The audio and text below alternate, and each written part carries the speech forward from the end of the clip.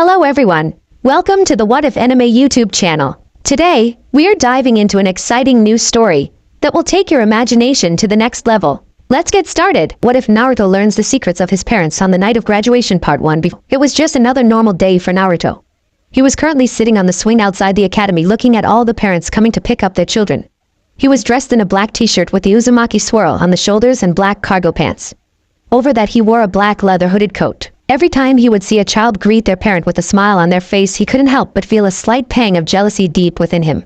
He never knew what happened to his parents, and the Hokage wouldn't tell him.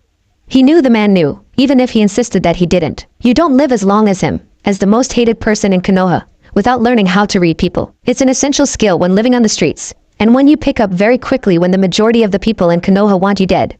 The blonde remembers that even before he had refined this skill, he still had a sixth sense for trouble. Before he was caught by the populace the first few times, he had this feeling in the back of his head. He just didn't know what it was. But he soon learned it was some kind of danger sense, because every time he would feel it, within a few minutes an irate mob of civilians would be after him. He slowly learned how to read people as the years went by. While at first he couldn't read more than the simplest expressions of pure anger, over time he learned how to read people by the simplest facial twitches. Looking back, it probably saved his life over a dozen times. Outside of knowing how to read people, he was quite the wizard with seals. After he found a discarded introduction to Fuinjutsu book in the dumpster one night, he was totally engrossed.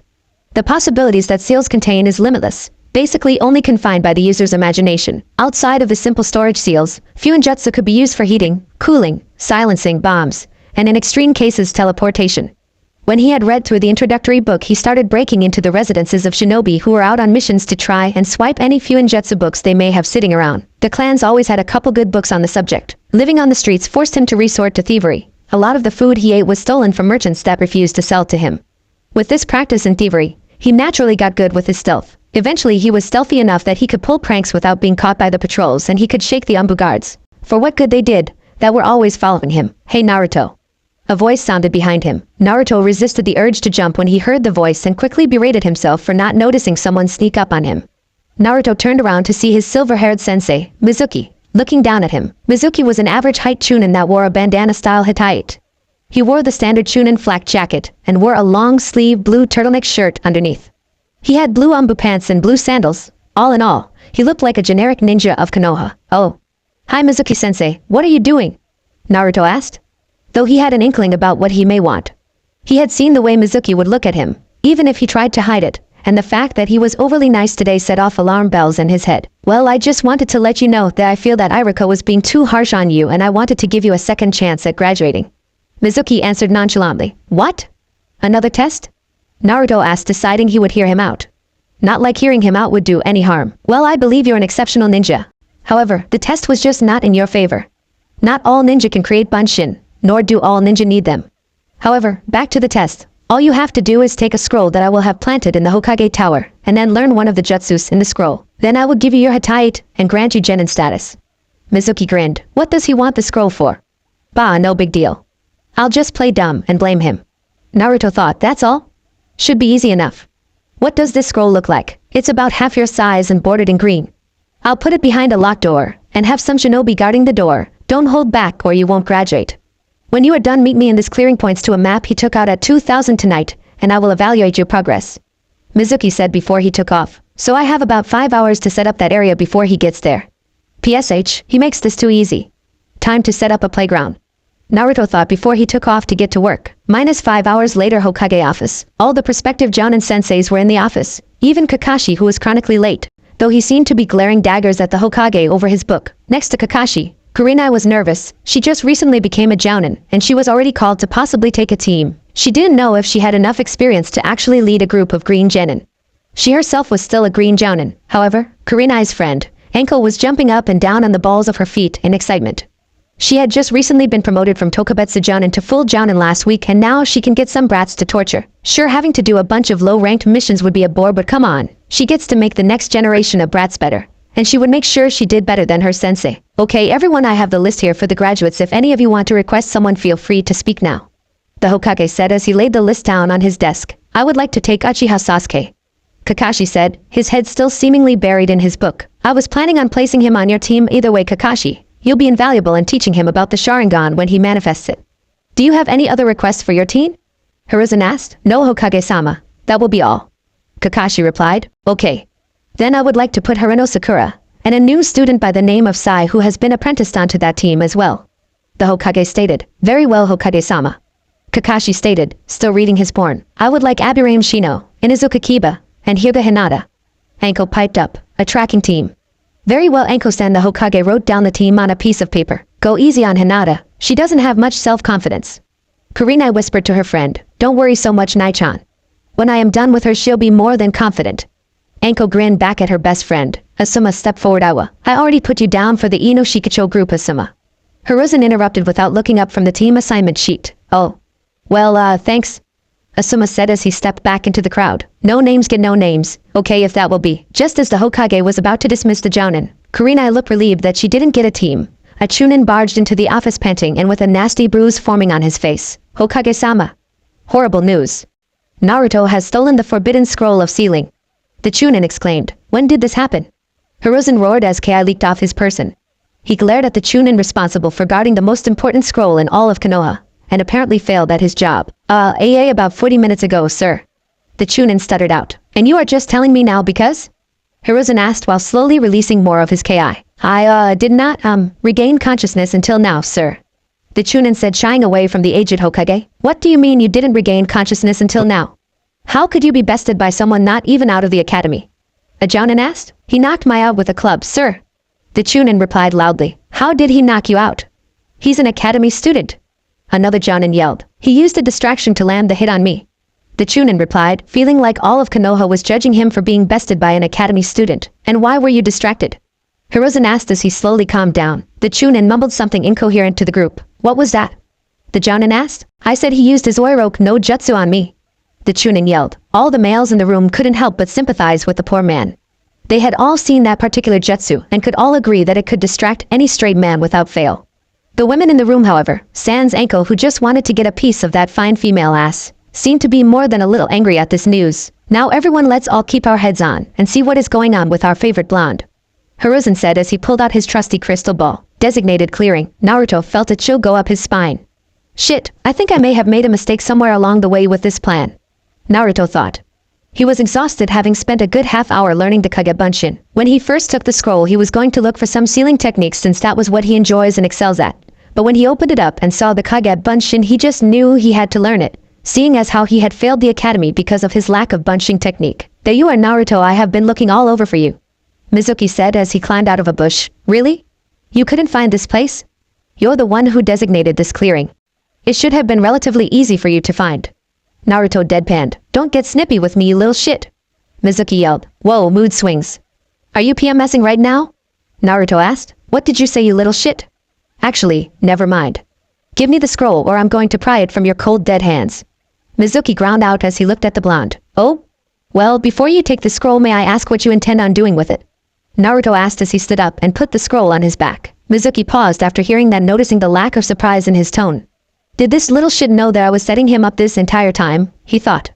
Well, since you won't be leaving here I guess it doesn't matter. Once I take that scroll, before or after killing you, I will be heading to Odogekyo where Orochimaru-sama will surely bless me for bringing him the forbidden scroll. Mizuki said. But since I am feeling benevolent I will let you in a little secret, the reason you are hated by the village. Oh, do tell. Naruto responded. Well, demon, 13 years ago, when the Kyuubi attacked our village and the Yondaime saved us, it was written down in the books as him killing the demon. But that is not the truth. You see, you can't just kill something that powerful, so he had to seal it in something. That something just happened to be a baby born that very same day. He sealed the Kyuubi into you. You are the reincarnation of the Kyuubi. Mizuki yelled as he took a Fuma shuriken off of his back. You know. I feel like I should be shocked by this revelation, but it actually makes a lot of sense. Naruto said as he stood up. Die, demon! Mizuki yelled as he threw the shuriken. Naruto quickly dodged the shuriken before leaping into the forest. Come play in my forest of death, Mizuki, Naruto thought as he raced through the forest. Come back here, fucker! Mizuki yelled. Hokage's office. Hokage-sama, shouldn't we do something? Kurenai yelled as she made her way to the door. It's too late to do anything, Kurenai.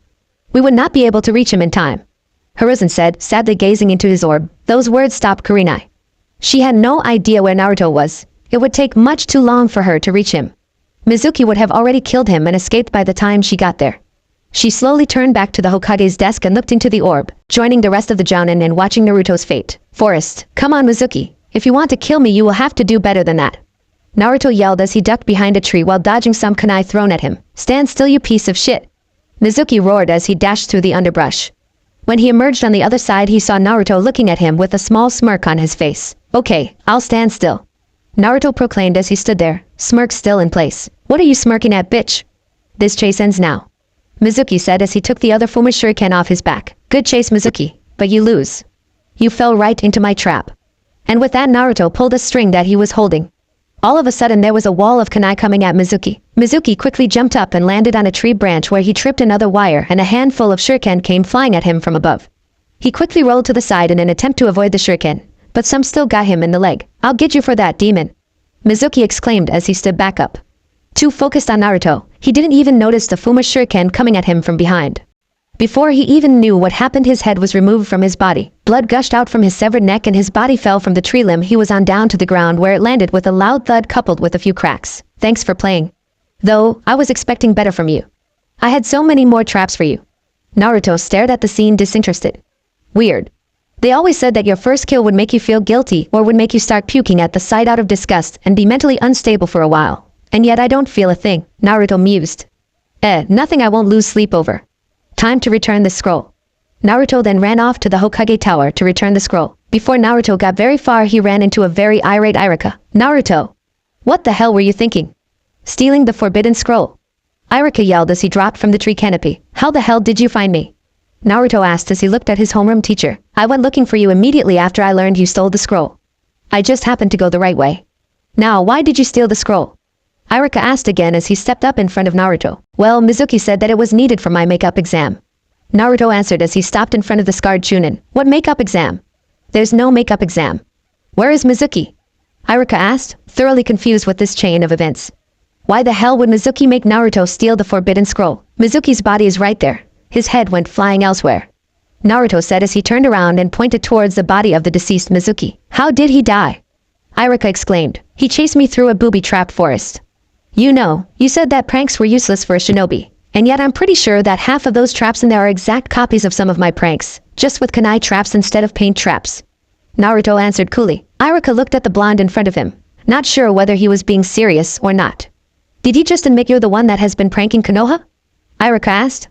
The Konoha populace had been plagued by pranks for a few years now, but they were never able to catch the culprit. Now, when did I say that? I just said that some of those traps are exact copies of my prank layouts. I've never actually used them on anyone, Naruto replied. Irika just stared at Naruto, not believing him for a second. So you killed Mizuki? Naruto nodded. Irika then got in front of Naruto and kneeled down. Listen, if you have to talk about it, I am right here and all ears. Irika spoke softly. Now, what did Mizuki tell you to do for your makeup exam? He told me to learn a jutsu out of the scroll, Naruto said as he put his hands in a cross-shaped Kage Bunshin no jutsu. Smoke filled the area, and when it cleared there were 30 more Narutos looking at Irika. All Irika could do was gape at Naruto. He learned a B-rank ninjutsu in little over half an hour. Not only that, but he could make dozens of them and not be winded. Also, he had to have done this jutsu before when he was learning it, so that even further amazed him. Hey, sensei. Why am I getting the memories of these clones? Naruto asked while scratching his chin. Oh. The Kage Bunshin gives memory feedback to the user. So anything they learn will be transferred to the original. They are great for infiltration and spying because of that feature, Irika answered, resorting back to his lecture mode. Though for you, with your large chakra reserves, they might be able to be used on a larger scale in order for you to learn at a much faster pace than your peers. Well, ain't that useful? You wouldn't mind carrying this back to the Hokage Tower for me, would you? I want to go get some sleep, Naruto asked while pointing to the scroll. Sure, Naruto, but first I want you to have this. Irika then started to undo his hittite. Mizuki said that if you learn a technique from the scroll you would become a genin, and I don't want your hopes to be crushed, so here, Irika said while handing the hittite to Naruto. Naruto just blinked as he received the hittite. He knew that he wouldn't have made genin from Mizuki's mission, but he was incredibly curious as to what the silver-haired ninja was up to, so he just went along with the plan. Thank you, sensei. I honestly didn't believe in this exam in the first place. I was just curious and bored. Sneaking into the ANBU headquarters gets boring after a while, Naruto said, though mutter the last part. Hokage office. Everyone just stared at the crystal ball in awe.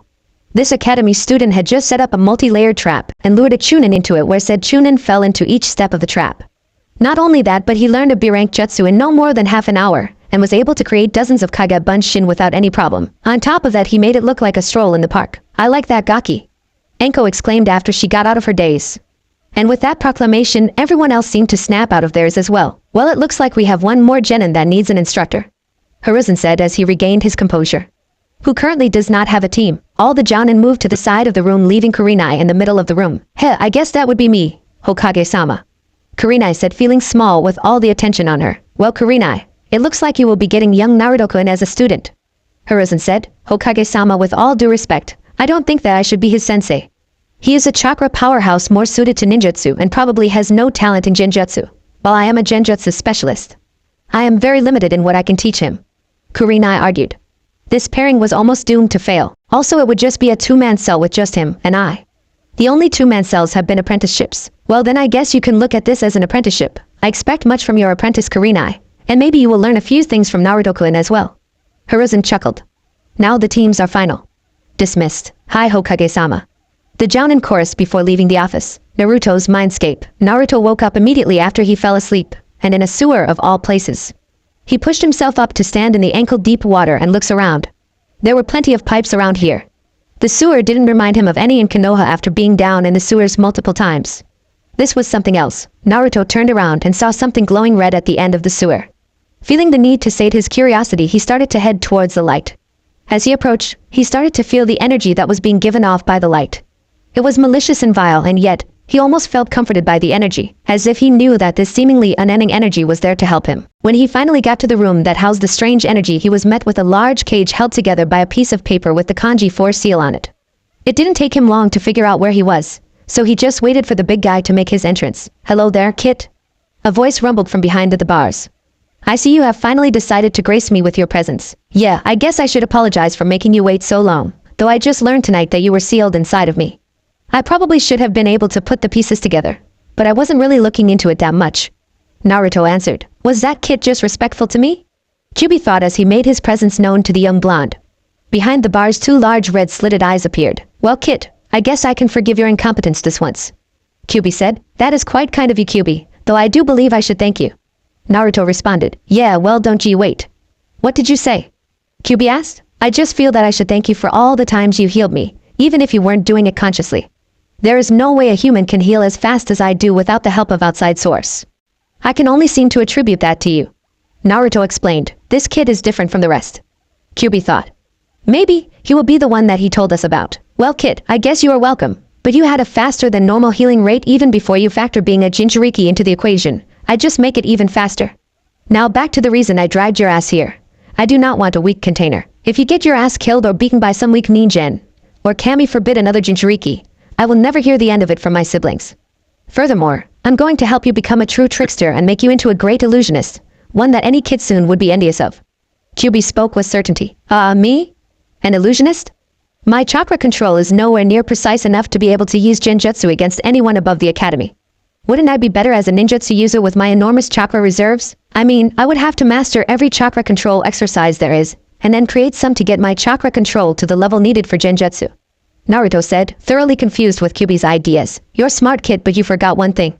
Kitsunes are natural tricksters, and me, being the great and powerful being that I am, I'm the greatest of all kitsune, even if I am a chakra-constructed kitsune, and am therefore the greatest illusionist, which was passed down to you as my Jinchuriki. So no need to fret, genjutsu will come to you as naturally as fuinjutsu.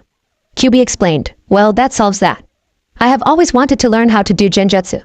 It would really go well with the pranks I was planning on pulling on all those stores that don't let me shop there or charge me out the ass. Merchants probably have a damn Jinchuriki tax. It's fucking robbery. Naruto seethed at the treatment he received at the hands of the merchants, though at least now he knew why he was so hated. Why don't you just shape-shift to get into the stores without them knowing? Kyuubi deadpanned. Shape-shift? Are you talking about henge? They have sensors in the stores to make sure shinobi aren't using chakra. Putting the cashier under a genjutsu to lower the price wouldn't be above many shinobi. Naruto asked. Okay, kid, your henge isn't an actual henge by shinobi standards. Because of me, your henge is an actual shape-shift. It is tangible and won't be dispelled if someone attempts to touch you. In fact, they will actually feel what they are touching, and so will you. It also won't set off those sensors that you ninjas use because it doesn't use chakra to continue using the technique. It's a one-time chakra expenditure when you use it. Kyuubi explained. Damn it, if only I had known about that earlier. Naruto sighed as he palmed his face. Though he couldn't really blame himself for not knowing about having a special henge, he literally just learned about it. Calm down, kid, you didn't know, and quite frankly I can't really blame you. It's hard to notice that kind of stuff enough talk.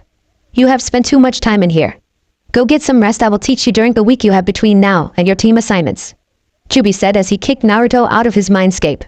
Shit, should have asked him to change this damn sewer. Naruto woke up early in the morning to get ready for the training that Kyubi had planned for him. He quickly went through his morning routine, which consisted of taking a short shower and brushing his teeth, getting dressed for the day, and a small breakfast of whole grain. He then left out the window and headed to his favorite training ground. Training ground 44. Naruto was lazily jumping through trees when he finally made it to a clearing in the forest. This was a clearing that he had used many times before for his training.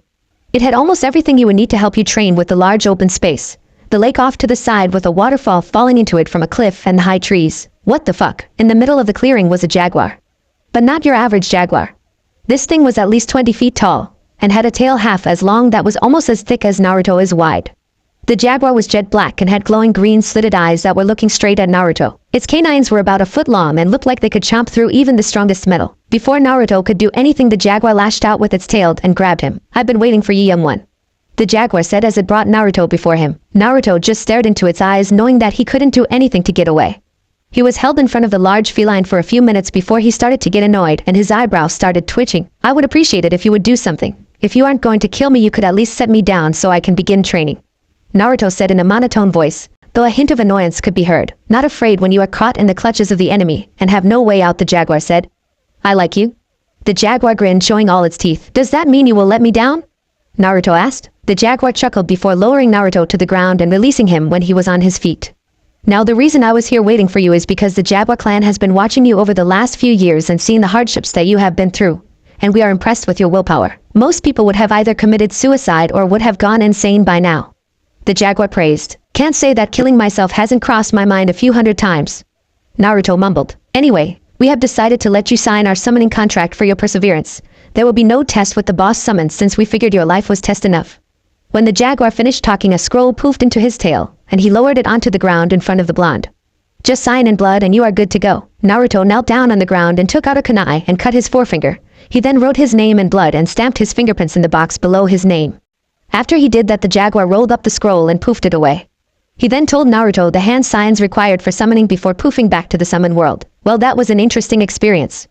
Naruto deadpanned. Okay. Back to the original reason I was here. Kyubi, can you hear me? Think what you want to say to me, kid. Don't need you looking crazy. Kyubi responded. Right, so what are we going to do? Naruto asked. I am going to have you make about 100 Kage Bunshins to break into a few groups that will begin working on chakra control, genjutsu, and continue your fuinjutsu knowledge.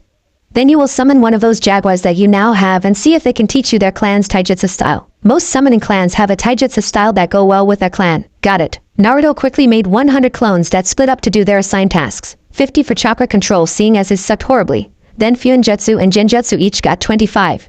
He was currently working on weight seals to help him with his training. Kid, you will not be using weight seals on your body. You are too young for them. If you put them on, they will stunt your growth, and you are already pretty damn short. Kyubi said after hearing what Naruto was planning. Then what am I supposed to use to increase my speed and strength? Calisthenics will only get me so far. Use resistance seals. They are the next level in training seals. So keep working on the weight seals, and then when you finish with those, move on to resistance seals. Also, if you learn how to place seals on people using only your chakra to write the seal, then you could place a weight seal on someone that will make them 10 times heavier. Would make fighting them 10 times easier. Okay. I will split the fuinjutsu group up into those learning weight seals and practicing writing seals with only chakra then. And with a mental command, the fuinjutsu group split. 20 continued to work on the weight seal while the other 5 went to work on writing seals with only their chakra. After that was done, he bit his thumb and smeared the blood on his palm before going through the hand seals for summoning, slammed his hand on the ground. Kuchios no Jutsu. After the smoke cleared, another jet black jaguar was standing in front of him. This one, however, was only about 3 feet from foot to shoulder and had piercing orange eyes. Hello, Naruto-sama. What do you require? The jaguar asked. I don't like that sama suffix. Makes me feel old, Naruto thought. Just Naruto is fine, Haiko, the jaguar answered. Right, Haiko. I called you here because I was wondering if you could teach me the summoning clan's taijutsu style. Naruto stated. Of course I can. However, we will also need to get you a pair of saber claws, a weapon that we have developed that work with our taijutsu style, though it is a strong style even without them. With the claws it adds more to it. Haiko answered before there was a puff of smoke in front of him. When the cloud dispersed, Naruto could see a much smaller jaguar standing in front of the larger jaguar. This jaguar was yellow with black spots and had yellow eyes. What can I do for you, Haiko? The young jaguar asked. I need you to go get a pair of saber claws that will work for our summoner. Heiko said while pointing to Naruto with his tail. The small jaguar turned around and looked at Naruto for a second before bounding up to him. Hello? My name is Renja. The jaguar exclaimed while looking up at Naruto. Naruto allowed a small smile to cross his face before he replied. Hello Renja. My name is Uzumaki Naruto, and I am your new summoner. Is there anything you need of me to give me some of those saber blades? I just need to measure your hands to make sure we get you some that fit you. Renja replied. With that said, Naruto held out his hands to the jaguar, who looked at them with a face of concentration. Right. Okay, I will be right back with some that'll fit. And with that, Renja poofed back to his realm. We will just wait for him to arrive before we begin your training, Heiko said as he settled down in the clearing, tucking his front paws underneath him. About 3 minutes later, Renja returned with Naruto's saber claws. The saber claws had to be one of the most exotic weapons Naruto had ever seen. They were similar to a kunai or dagger, seeing as they had a blade that came to a point, but they were shaped differently. The blade was curved, looking like half a heart. Most of the blade was sharpened. The curved part had what looked like serrations cut into it, but Heiko explained to him that those were used mostly for catching a blade in. They were pretty ingenious if he were honest with himself. They added more lateral reach to his punches as well as cutting power. The only downside he saw was that he couldn't really stab with them, but they were built for slashing, so that was to be expected. Alright, now that we have got you set up with your saber claws, let's get down to training, Heiko said. After he said that, he stood on his hind legs coming up to about 5 feet 8 inches. You hold the saber claws similar to how you would hold a reverse grip kunai, so that the blade is facing outwards and away from your body. That way, if someone dodges away from you, there is still the possibility of cutting them. Now let's get started with the katos. Our style is called Inshodokina Pansa Sateru. It is an agility-based style. You strike quick and often and wear your opponent down. He then dropped into the stance and motioned for Naruto to do the same. He spread his legs to just past shoulder width apart, and raised his left hand to just in front of his chest, while his right hand was next to his stomach. Good, now let's continue. -5 hours later, Naruto can be found resting underneath one of the enormous trees and found in the Forest of Death. He had just completed some of the most rigorous training that he has ever been through, and then he dispelled all his clones at once, causing him to pass out from memory overload. Now he is sorting out what he had learned during the training session. His genjutsu clones were able to learn a few genjutsus the Kyuubi taught them. He also explained to the clones how he is basically immune to all genjutsu except for very complicated high-level genjutsus, Sharingan genjutsus, and demonic genjutsu. He also explained how if he were caught in any of those, he would just need to call upon his chakra to act as a foreign chakra to dispel the genjutsu. So he was basically immune to genjutsu. His few ninjutsu clones were able to make a working weight seal but haven't been able to control the amount of weight yet. His other few ninjutsu clones were having trouble creating seals from their chakra. Kyuubi explained to them how the ultimate goal was for him to be able to just hit someone with an open palm and be able to place a seal on them, that way in the half a second that his hand is connected to the other person. The problem with that is, at this point in time, he could hardly even make a mark, let alone tag a complicated seal on someone in half a second. His chakra control clones did incredibly well. They were able to get tree walking in the first 2 hours before they moved on to water walking, which is where they left off before they dispelled. His taijutsu work with Heiko was coming along great. Heiko told him that he is an extremely fast learner, and that he is learning the taijutsu style faster than he expected him to. He was still choppy with some of his movements, and didn't have the speed to execute some of the maneuvers. But that will come along in time, mostly after he has learned the resistance seal. Heiko had gone back to the summoning realm, stating that Naruto's taijutsu training was done for the day. Naruto just needed to rest his muscles and they would pick up again tomorrow. Seeing as he still had a good 4 hours before he needed to go back to his apartment for some sleep, he decided to see if he could learn any ninjutsu from the Kyuubi. Hey Kyuubi, you think you could teach me some ninjutsu? Naruto asked. Sure kid, just give me a minute to check your chakra affinities. How are you going to do that? I'm going to look at your chakra.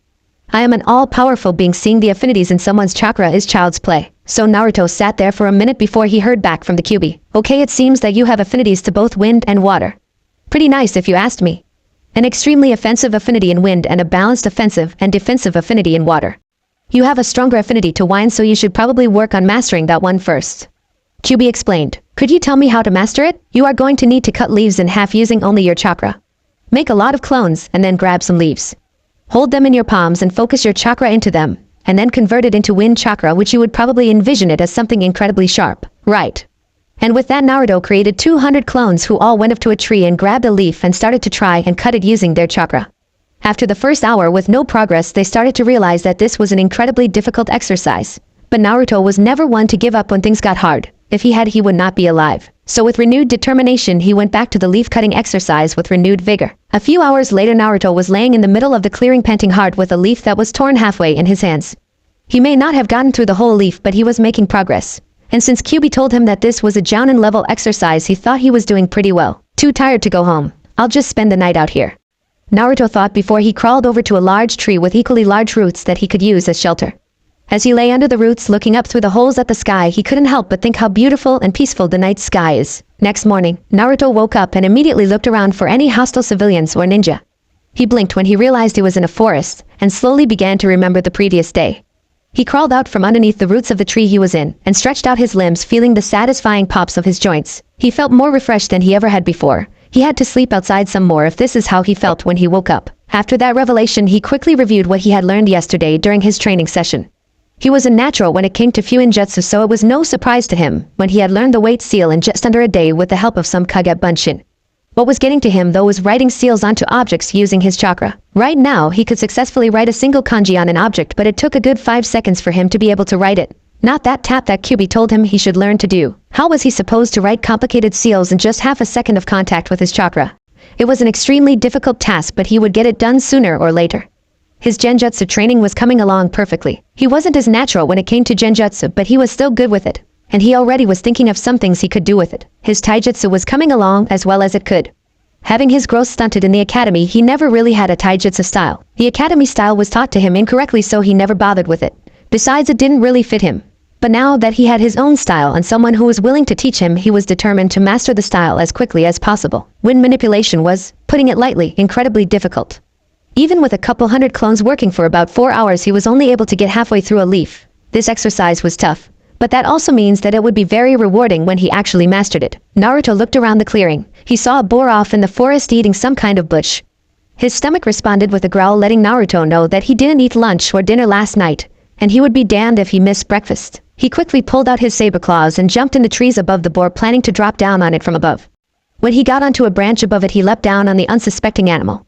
When he was about 2 feet from landing on the boar, he slashed at the boar's neck with his saber claws. They went right through the boar's spine and severed the head completely. Wow, didn't think they were that sharp. Naruto quickly wiped his saber claws off and stored them back inside his cloak. He would have to make storage seals for them later. He then grabbed the boar's legs and started dragging the large animal back into the clearing. When he got the boar to the center of the clearing, he went back out into the forest to get some wood to start a fire. He wasn't about to eat the thing raw. But before he left, he made a shadow clone to skin and disembowel the boar. Naruto came back a few minutes later with an armful of firewood to an interesting sight. Surrounding the clone that he left with the boar was a circle of tigers. But they were not aggressive. Instead, they were all lying down like they were waiting for something. Naruto made his way over to his clone to see what was with the circle of predators. "Hey boss, sorry about the tigers. They came about a minute after you left and wanted some food. I promised them some if they didn't try anything," the clone said before poofing away. "Well, I guess since I promised you some food, you can have some. Let me just cut it up so everyone gets some," Naruto said as he looked at the tigers. They seemed to understand him and slowly rose to their feet before walking in front of him and making an orderly line. Naruto blinked owlishly before he shook his head and started to cut the boar into pieces. When he finished cutting the boar into pieces, he put all the pieces that he made for the tigers out in front of him. He was half expecting one of the tigers to just take all of the meat and leave nothing for the rest of them, but was again surprised when the first tiger in line took the first piece of meat closest to him before walking away to lay under a tree while he ate. This process was repeated until every tiger had a piece of meat. Naruto just shook his head before turning to the firewood he collected. He quickly set up the fire and got it started with some fire starters that he always kept with him. He took his piece of boar that he cut for himself and placed it on a flat rock that he found and placed the rock in the fire to cook. 10 minutes later, Naruto deemed the meat ready to eat when he came upon the problem of getting the meat out of the fire.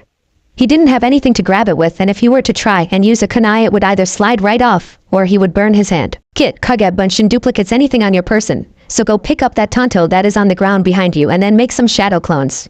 The reach of the tanto will ensure that you don't get burned, and the clones will make sure the rock doesn't tip over and spill the meat in the fire.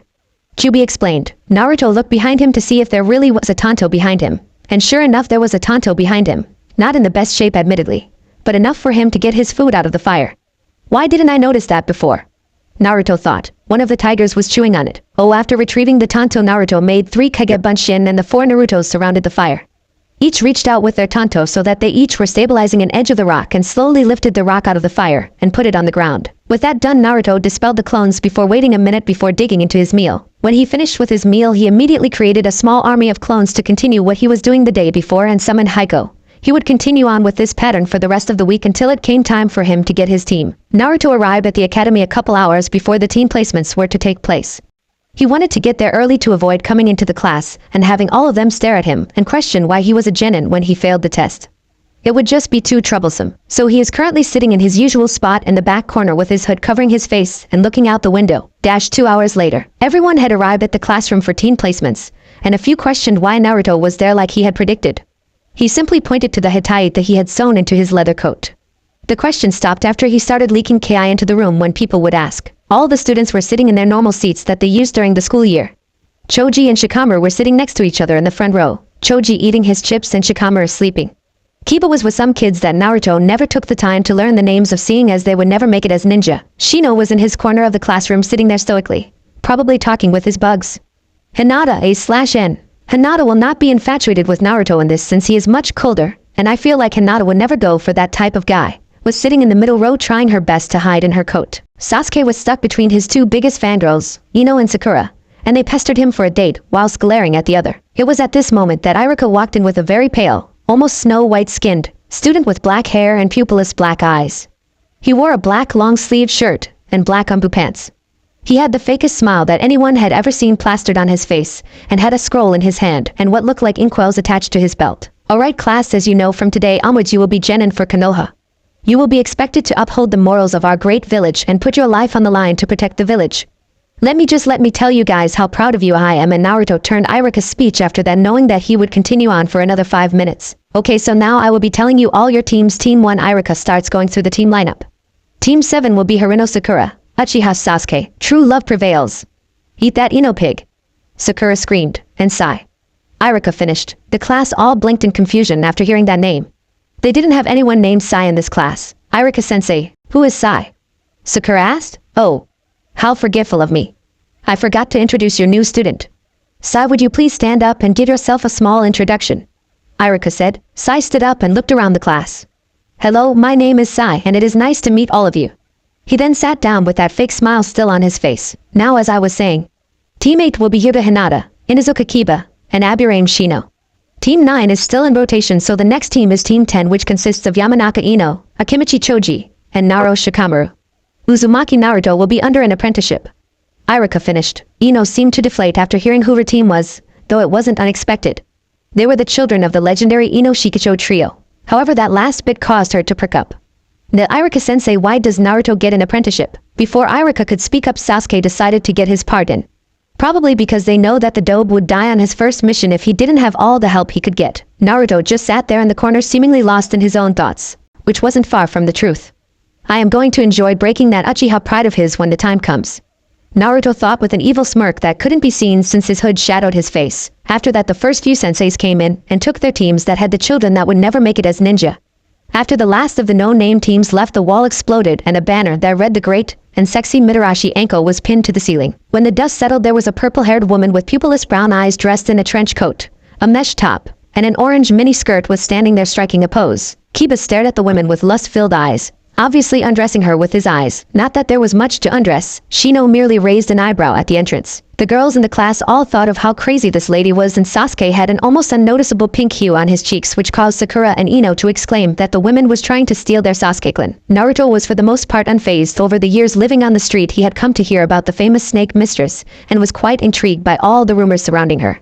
He never did more than gather information about her, but what he learned was very enlightening. Apparently she was the apprentice to the infamous snake Sannin Orochimaru. She was given his experimental curse mark and was the only one recorded to survive the application. Though she immediately left him after that, she still has to bear the burden of not only being his apprentice but also the curse mark. Okay, Team 8, you are with me. Meet me at training ground 40. Anko started. Anko! Hokage-sama told you not to use that training ground for your genin. A voice spoke from the other side of the room close to the door. There, standing just inside the room, were two people. One was a man in his late 20s or early 30s with a full beard and was smoking a cigarette. He was dressed like the average jounin with a blue long-sleeved shirt on rolled up halfway up his forearms, covered by a green tactical vest. He also wore blue umbu-style pants. The only thing that made him stand out was the 12 Ninja Guardian sash that he wore around his waist. The other person was a woman with long black disheveled hair. She had red eyes with a concentric circle within them. She wore a bandage-like dress that was decorated with thorns with a mesh undershirt. She had a single red sleeve on her right arm and wrapped bandages around her forearms and hands. She also wrapped her upper thighs in bandages. I know that, Nai-chan, I was just testing you, Anko pouted. Of course you were, Asuma stated before he turned to the genin. Team 10, you are with me. Follow me to training ground 10. And with that, Asuma walked off. Let's go little Gakis, we are going to be using training ground 8, Anko said before she leapt out of the rubble. Uzumaki Naruto go to training ground 13, Kurenai said before she used the shunshin to leave. Naruto got up and started to walk towards the broken window before he stopped when he heard Kiba yell, "No fair. The dope gets the hot teacher." Kiba complained, "If I was not mistaken, Kiba, your team also has a female teacher that seems to love to wear as little clothes as possible." Naruto replied monotonously, "I don't think you have any room to complain." Naruto then jumped through the wall on his way to training ground 13. When Naruto arrived at training ground 13, he immediately made his way to the center of the field where his sensei was standing waiting for him. "Okay Naruto, since you are my apprentice, I will have to get to know you, so I would like you to introduce yourself, telling me your likes, dislikes, hobbies, and goals." "I'll start. I'm Yuhi Kurenai. I like genjutsu, gardening, my friends, green tea, and a certain man. My dislikes include perverts, Orochimaru, Ika, and sexists. My hobbies are gardening, researching genjutsu, making new genjutsu, and hanging out with my friends. My dream is to have a family." Kurenai said, "Okay. My name is Uzumaki Naruto. I like foxes, I dislike arrogance. My hobby is gardening, and I don't have a dream." Naruto said in an even tone, "Great, this kid has about as much personality as a rock." Kurenai thought with a sweat drop. "Okay then Naruto. Tomorrow I will assess your skills, and from there we will work on what you need the most work on," Kurenai said before she left the training ground. "Guess I'll go back to my home in the Forest of Death and continue training," Naruto thought before he took off towards training ground 44. Forest of Death, finally got it. Naruto thought, "So you finished the resistance seal. Good, now we can kick up your physical training to make you stronger and faster, should make that taijutsu style easier. How are you coming along with writing seals with your chakra?" Kyubi asked. "I can still only make a single kanji, but I have half the time it takes for me to place it." "That's good, but you need to learn to write more kanji and faster. This skill can make you the most feared ninja in the world if you master it." "I know, but it's incredibly difficult. I'll start putting more clones to it now that I got the resistance seal down," Naruto replied. Naruto made 200 clones, and they immediately split up into their groups. 10 went to the waterfall to try and stop the water flow using only wind manipulation.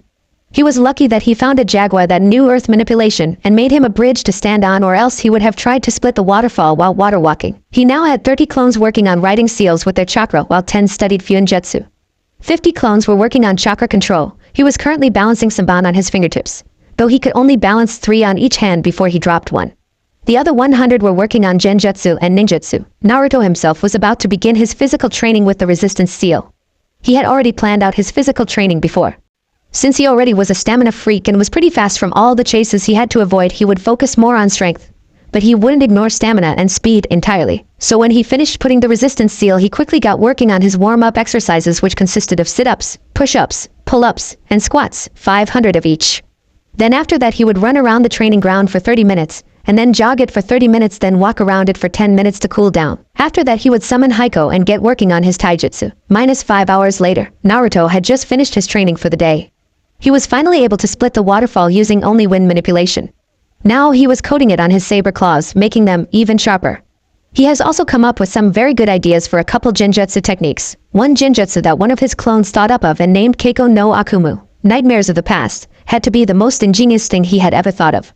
Using a genjutsu to force your victim to live through your past would break just about anyone. Another was to use Kyubi's Yuki for the genjutsu that would send a small part of the Kyubi's conscience into the victim. After that it was all up to what Kyubi wanted to do with them. He is on his way to his apartment to pick up some things before he went back to the forest. He decided that he would just live out there in the forest.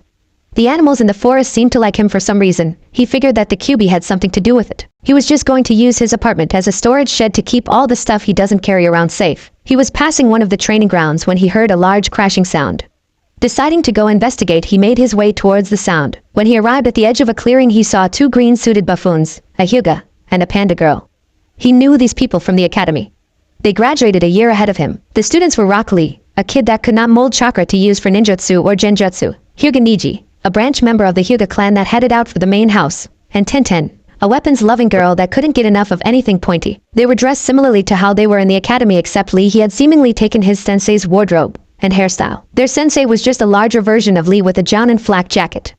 If Naruto remembered correctly, his name is Meito Gai, Konoha's best taijutsu user. Figures he would be teaching 2 taijutsu freaks and a weapon mistress. Gai sensei, that was a most youthful demonstration. Lee yelled, "That it was my youthful Lee. Now I want all of you to try and break a tree using that technique. Go my youthful students." Gai exclaimed, "Hi Gi sensei." Lee yelled before he sprinted off to the nearest tree and attempted to break a tree in half using only his fist. "I'll pass." Niji said as he crossed his arms and started walking towards a training post in the middle of the field to practice his Juken. I'm with Niji on this one. Tenten said before walking towards some dummies that were set up in front of Naruto. You can stop spying on us. Niji called out while looking directly at Naruto, his Byakugan blazing. Naruto slowly stepped out of the trees into the clearing. Who said I was spying? I just heard a crash and decided to check it out. Naruto said as he walked towards Guy. But if I may be so bold, what is this technique that you were talking about? It is a youthful technique that I created. Guy said exuberantly.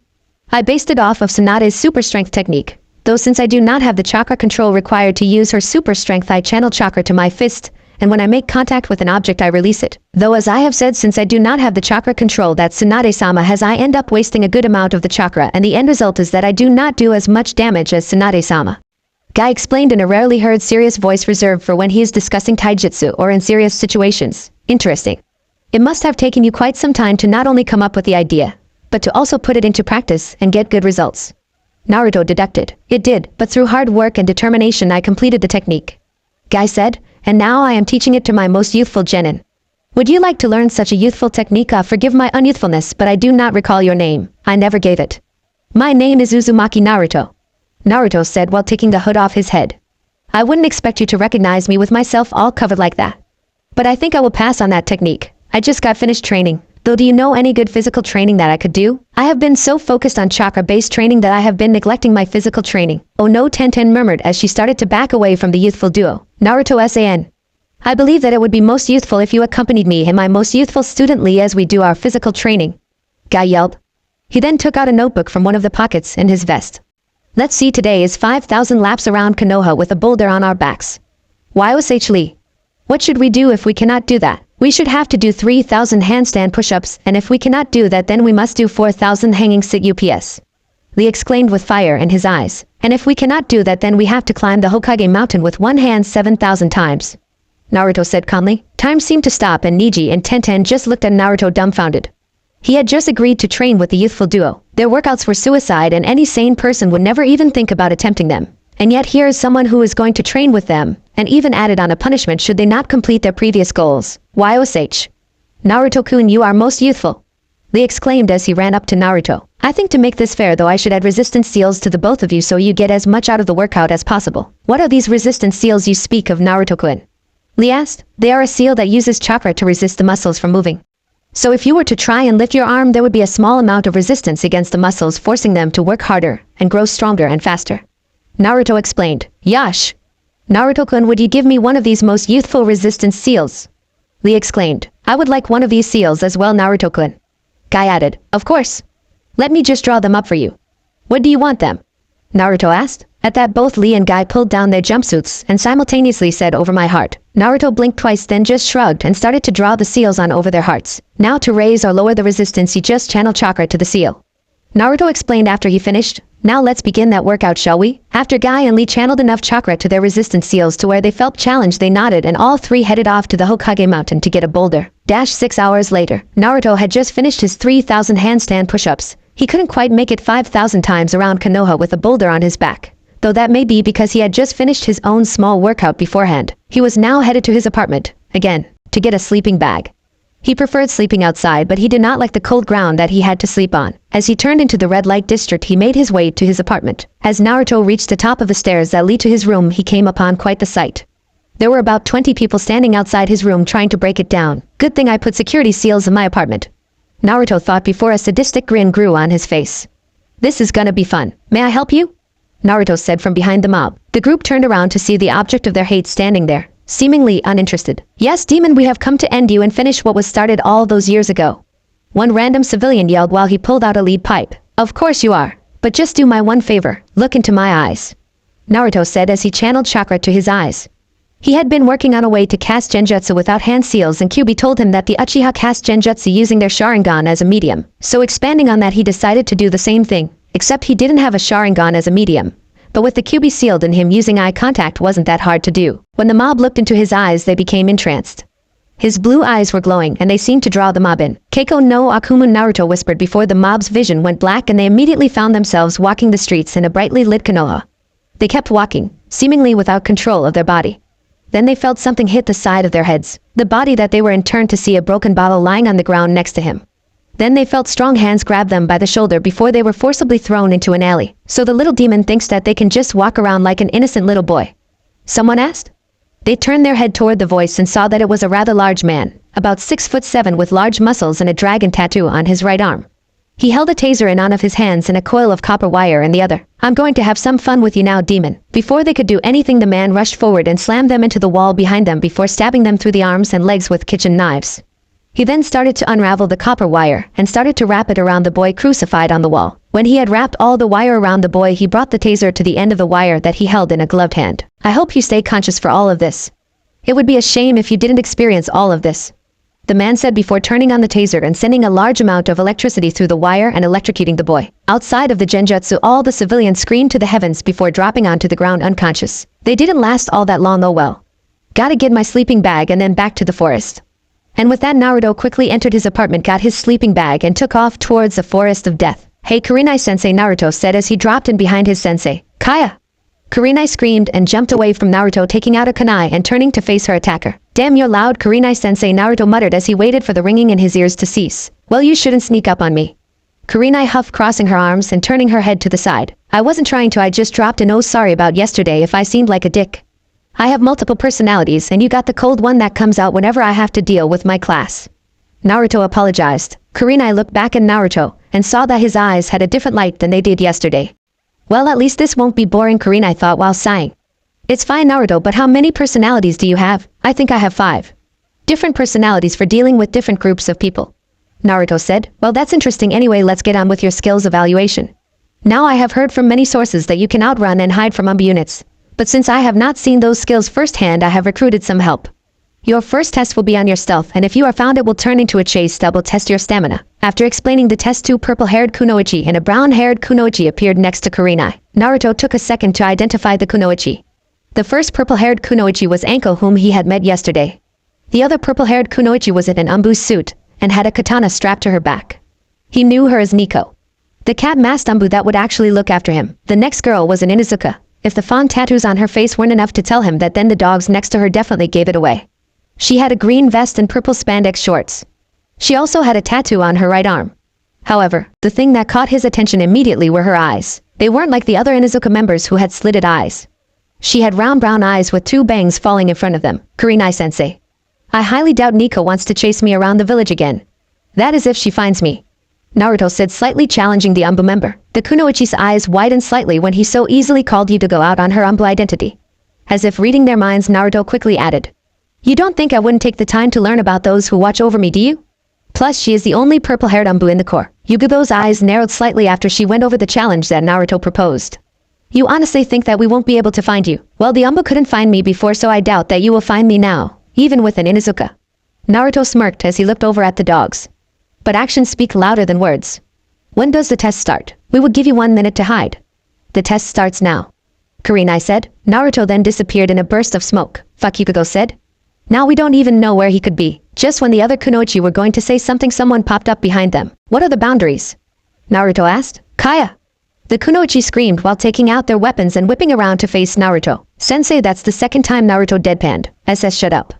Kurenai started blushing in embarrassment from being caught off guard twice. Ah, okay, but seriously, what are the boundaries? All of Konoha. Enko answered immediately. A wide grin spread across Naruto's face. Good luck, Naruto uttered before he disappeared in a burst of smoke. Well, I guess it's time to go find him, Kurenai muttered before she took off towards Konoha. 5 hours later. Where the fuck is he? Hana shouted whilst pulling her hair in frustration. I don't know. It's like he just disappeared. My snakes can't find anything, Enko replied as a snake slid back into her trench coat. Neither can the Himura triplets, Hana added. The 4 kunoichi were currently walking through the forest behind the Hokage mountain. They had searched every inch of Konoha twice already, trying to find the elusive blonde, but to no avail. The Himura triplets couldn't catch his scent, nor could the snake summon, so they had to rely solely on their eyes and asking around. When they asked around, they quickly learned how despised Naruto was in the village.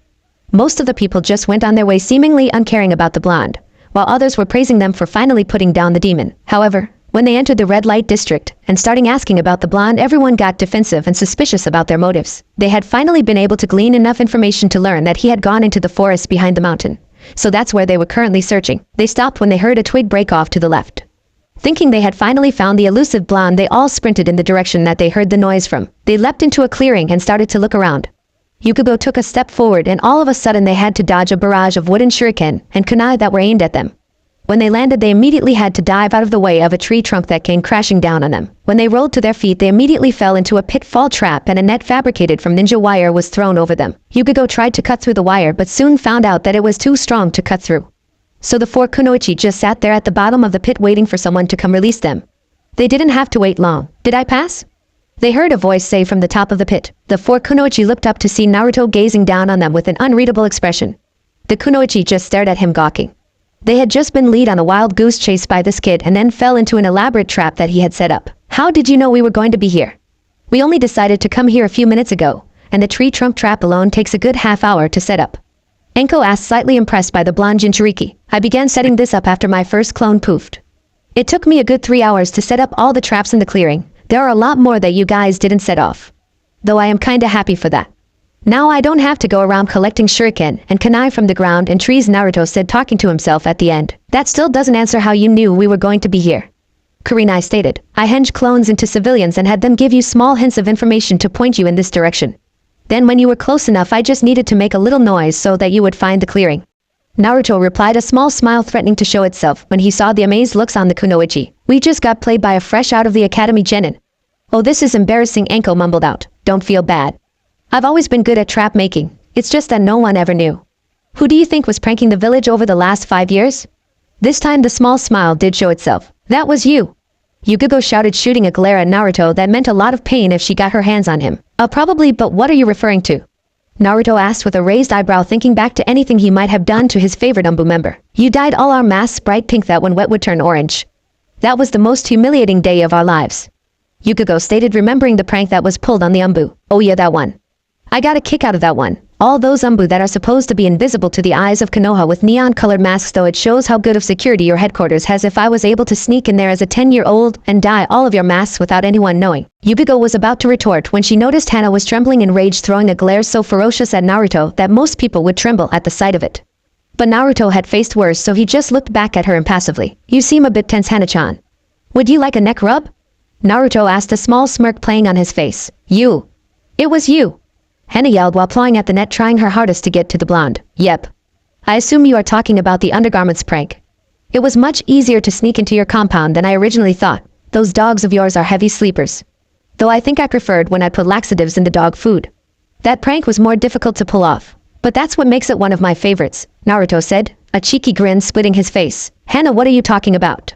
Kurenai asked. 2 years ago, the Inuzuka compound was raided and all of our undergarments were taken. At first we were shocked someone was able to sneak into our compound, but then there was a knock at the gate. Ka-san went out to see who it was. When she came back, she was blushing a bright red that I had never seen before. In her hands were her panties and bras. Apparently whoever had taken our clothes decided to place them in the other clan compounds. Do you know how embarrassing it is to go to the other compounds and ask for your panties back? Especially the stuck-up Hyugas. Hana explained. When I get out of here, Naruto, you are a dead man. Hana yelled, turning back to the blonde. Well, that doesn't really give me any incentive to let you out. Naruto deadpanned. I'll end it quickly. Hana added with a smile. Naruto's eyebrow began to twitch. Not any better. Naruto, let us out of here. You passed the stealth test. Kurenai stated with an air of authority that Naruto found amusing, seeing as she was currently trapped. Fine, fine. I'll let you out. Naruto then jumped down into the pit and started to deactivate the seals that kept the net down and made it nearly indestructible. So that's why I couldn't cut it or lift it. Yubigo mused. The second he undid the seals and lifted the net, he was put in a headlock by Enko. I like you, Gaki. You got spunk. Enko said with a grin, splitting her face. Before Naruto could reply, he was punched in the stomach by an irate Hana. Hana was about to continue her beating when the Naruto that she punched burst into smoke. Nah, Hana-chan, that wasn't very nice. Naruto said from the top of the pit. That could have really hurt me. I thought we were friends, Hana-chan. Naruto held his heart in mock pain. You wouldn't be so. Stop playing around. Hana yelled and jumped out of the pit and took a swipe at Naruto. Naruto leaned back and dodged the swing. You shouldn't let past actions dictate how you act in the present. They are over and therefore have no more worth, like hell they do. That embarrassment will loom over me for the rest of my life. Hana charged Naruto and engaged him in a taijutsu battle. She was using her clan's taijutsu style while he was using the Inshodokina Pansasatera. Well, that's too bad. But it is ultimately you who decide whether that looms over you and controls you or if you move through it. Naruto ducked a swipe that was aimed to tear his throat out. The past doesn't matter, Hana, only the present. What matters is what you do in the present. And currently that is trying to kill a genin who pranked your clan. I don't think that is a very good message you are sending. Naruto leapt back to create some ground between them. Shut up. Hana snarled before the Himera triplets landed next to her.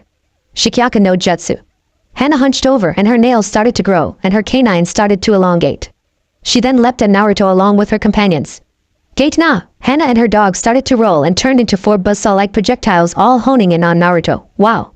She is pissed.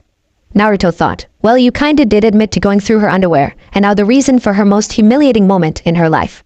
Kyuubi scoffed. Yeah, but that still isn't the worst prank I have pulled on people. I have done so much worse. Naruto thought back while preparing to dodge the buzzsaw heading towards him. I don't doubt it. I'm just saying that she is partially justified in her anger. Kyuubi responded. I still think she is going overboard. Naruto then dove to the side right before the buzzsaws made contact with him, ensuring that they wouldn't change direction whilst he was dodging. Hana growled when she missed the blonde and turned back to the blonde only to wind up hanging upside down, a rope wrapped around her ankle. I still have plenty more traps around here. You are fighting me on my turf right now. Naruto smirked. This just seemed to enrage Hana even more. She quickly retrieved a kunai from her pouch and threw it at the rope, cutting it and allowing her to flip down to the ground. Don't think that you can beat me with little tricks like this. Hana snarled before she leapt at the blonde with her canine companions. Naruto again leapt out of the way and turned to the other 3 kunoichi. Are you just going to let her attack me? He asked them as they stood on the sideline watching the fight. We'll step in if we need to. But it looks like you have got it handled so far. Think of this as your next test. Kurenai stated. Next test, huh? I guess I shouldn't hold back then. Naruto's personality immediately changed into an emotionless mask. His eyes lost all hints of warmth and playfulness, being replaced with eyes that looked as cold as a glacier. He brought his arms onto the forearms of his coat, and with 2 puffs of smoke he held his saber claws in his hands. The 4 kunoichi seemed surprised by this new Naruto. It was almost a complete turnaround from what he was just seconds before. This one was serious, and you could tell that he was not going to take this challenge lightly. Naruto settled down into his taijutsu stance. Come, Hana. He spoke without an ounce of emotion in his voice. Hana snapped out of her stupor and immediately charged at the blonde. She went for a swipe at his midsection, but he blocked with one of his saber claws. Naruto then pivoted on his front foot and slashed at her with his other saber claw. Hana leapt back, narrowly avoiding the slash. Naruto darted after her and attempted a straight jab at her face. She moved her head to the side, but the edge of the blade still cut her cheek. She leapt away again as 2 of her dogs attempted to maul the blonde. Naruto twisted his body to avoid being bitten by the 2 canines and brought his left leg up and kicked one of the dogs into the other, sending them flying across the clearing where they impacted a tree. He then felt a presence behind him and immediately dropped to the ground. The dog that was attempting to blindside Naruto flew over the blonde. When he was halfway over him, Naruto stood up abruptly, shoving his shoulder into the dog's stomach. The dog flipped and fell onto its back after the hit from Naruto. Before Naruto could do anything, he received a vicious slash to his abdomen. He stumbled back and looked up to see Hana charging at him. He quickly got back into his taijutsu stance and engaged Hana in a short taijutsu bout that lasted a good 15 seconds. When both combatants backed out, they were littered with cuts and bruises. Hana more so, since the Kyuubi was quickly healing all of Naruto's. But you could still see the cuts that were left on his coat. Naruto didn't have any chance to rest as he immediately was dodging 2 of the Himera triplets. He quickly glanced across the clearing to see that one of them was still down under a tree. Apparently he didn't kick hard enough to knock both of them out of the fight. He would have to fix that. Naruto jumped over one of the dogs that lunged at him and ducked the next. While the dog was passing over him, he quickly slashed the inside of his legs, cutting the tendons, forcing the dog out of the fight, but not doing any lasting damage. He stood up only to come face to face with the charging Hana. He was about to sidestep her swipe when the only able-bodied dog bit into the back of his leg. Naruto grunted in pain before bracing himself for Hana's swipe. Hana swiped Naruto across the chest and was about to take another swipe at him when her eyes met his. She looked into the ice-cold blue slitted pupils for but a moment and felt a little tickle in the back of her mind, but just shrugged it off. She went for the next swipe and connected with his face when he burst into black sakura petals. Hana looked at the falling petals before she felt unbearable pain in her stomach. Her vision seemed to snap back to reality, and she noticed that Naruto was now standing at the other side of the clearing, nursing his leg. She looked down at her abdomen and saw a rather large gash that was bleeding pretty bad. Before she could do anything about the wound, she found herself engaged in taijutsu battle that put her completely on the defensive. She idly noted that the last of the Himera triplets was out cold, seemingly sleeping. She returned her attention to Naruto just in time to receive a vicious kick to her sternum that sent her flying. Hana landed rather harshly on her back. Her vision blurred for a second before she felt a weight on his stomach. Her vision refocused, and she found herself staring into the eyes of Naruto, straddling her with both saber claws criss-crossed over her neck. Yield. Naruto's voice commanded. Hana felt a shiver go down her spine. That voice was so cold, and yet she couldn't help but enjoy the fact that she was being dominated. She was an Inuzuka woman after all, and they were always looking for someone who was alpha material. She was still angry with the blonde boy but saw that she was not in a situation to do anything about it. So she grudgingly yielded the fight to Naruto. Once Naruto heard her yield, his personality seemed to flip immediately. Not back to the playful one before, but into more of a professional one. That fight was very entertaining, Hana-san. I do hope that you got all of your anger out of your system. It is unhealthy to keep your emotions pent up. Naruto advised lightly, not that you are one to talk. Kyuubi scoffed. The last person I tried to talk about my emotions with tried to use psychological tricks to break me mentally, and then used my insecurities against me in the next beating. Yes, it is unhealthy, but getting beaten is much worse. I am just being cautious. Naruto responded. I really need to go through your memories and see what these vermin did to you. Feel free, but you won't like it. Hana blinked olishly at the blonde for his seemingly instant personality and mood changes. Oh yeah, I guess I'm doing better. That is good to hear. Naruto said, smiling slightly, and started to get up off of Hana. Damn, the Gaki works fast. He is already trying to seduce Hana. Anko's voice sounded through the clearing. When Hana heard it, she looked down at Naruto and saw that they were in a rather intimate position. She blushed crimson and looked back up at Naruto. When she looked into his eyes, she was shocked that his eyes held unfathomable amounts of sadness and despair. When Naruto heard Anko's statement, he was reminded of the fact that his future would hold no children, and he would most likely grow old all alone. For a few seconds he lost control of his mask, and all of his emotions could be seen clear as day in his eyes. Naruto immediately got up off of Hana and turned to the other kunoichi with eyes that held sadness and no hope. The sight of the eyes made the three battle-hardened kunoichi flinch. Is that all that you require, Kurenai-sensei? Naruto asked, voice devoid of emotion. Yes, Naruto, that is all. We will begin training and missions tomorrow, so please meet me at Training Ground 13 tomorrow morning. Kurenai replied, still shocked at the look in her student's eyes. Very well. I will see you tomorrow. Naruto then turned and leapt off into the trees, heading towards the forest of death. The four kunoichi just stayed where they were, frozen in shock. What was that? Yukido asked after she shook herself from her stupor. He looked so sad. Almost dead. Hana said, still lying on the ground staring at the area that Naruto leapt towards. Forest of death. Kit, what the hell happened back there? Kyuubi asked. Just a reminder of what I will never have. Naruto replied solemnly. What are you talking about? I could show you the memory if you want. Yeah, bring it up. So Naruto brought back the memory of the darkest day of his life. Kyuubi watched the memory with an utterly horrified and disgusted expression. By the end of the memory, Naruto could hear the Kyuubi retching in his cage. That is worse than what even the deepest pits of hell could conjure up. Kyuubi said, yeah. I always find it amusing when they call me a demon, and yet they do stuff that would make the most ruthless demon quake. You know, Naruto, I could try and get it back. I can't do it right now, but I could start looking into ways to get it back.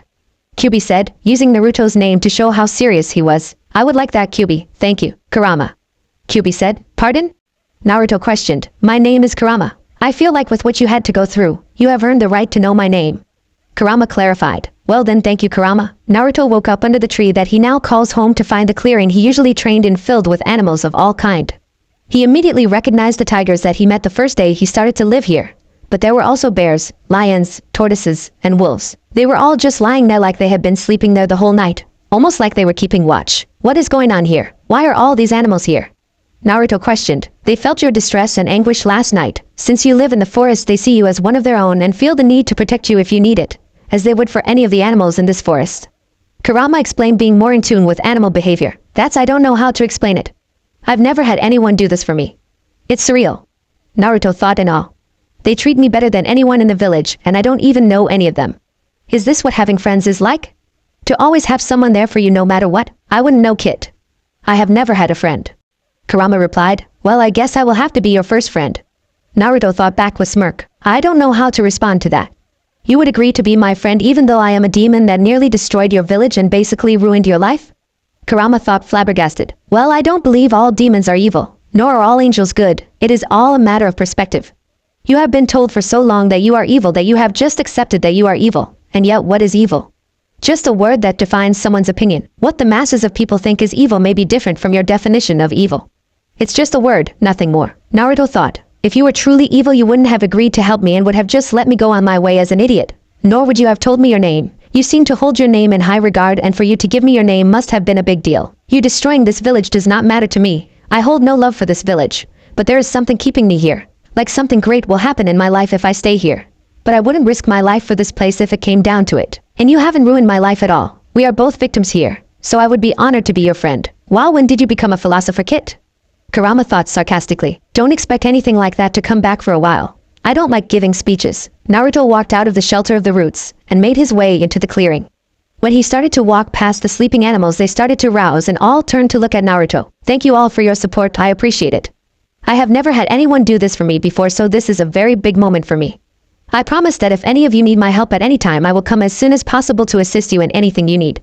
Thank you. And with that, all the animals bowed their heads in acknowledgement and started to make their way out of the clearing. I guess I should go get ready for training and missions that I will be getting today, Naruto thought as he made his way to a stream close by. He quickly took a bath and unsealed some clothes that looked identical to what he always wore, and put them on before making his way towards Training Ground 13. Training Ground 13. Naruto walked into the clearing of Training Ground 13 and found that he was the first one to arrive. He decided to sit under a large tree and wait for his sensei to arrive. A few minutes later, Kurenai showed up to find her student meditating underneath a tree on the far side of the clearing. She took this time to really examine him.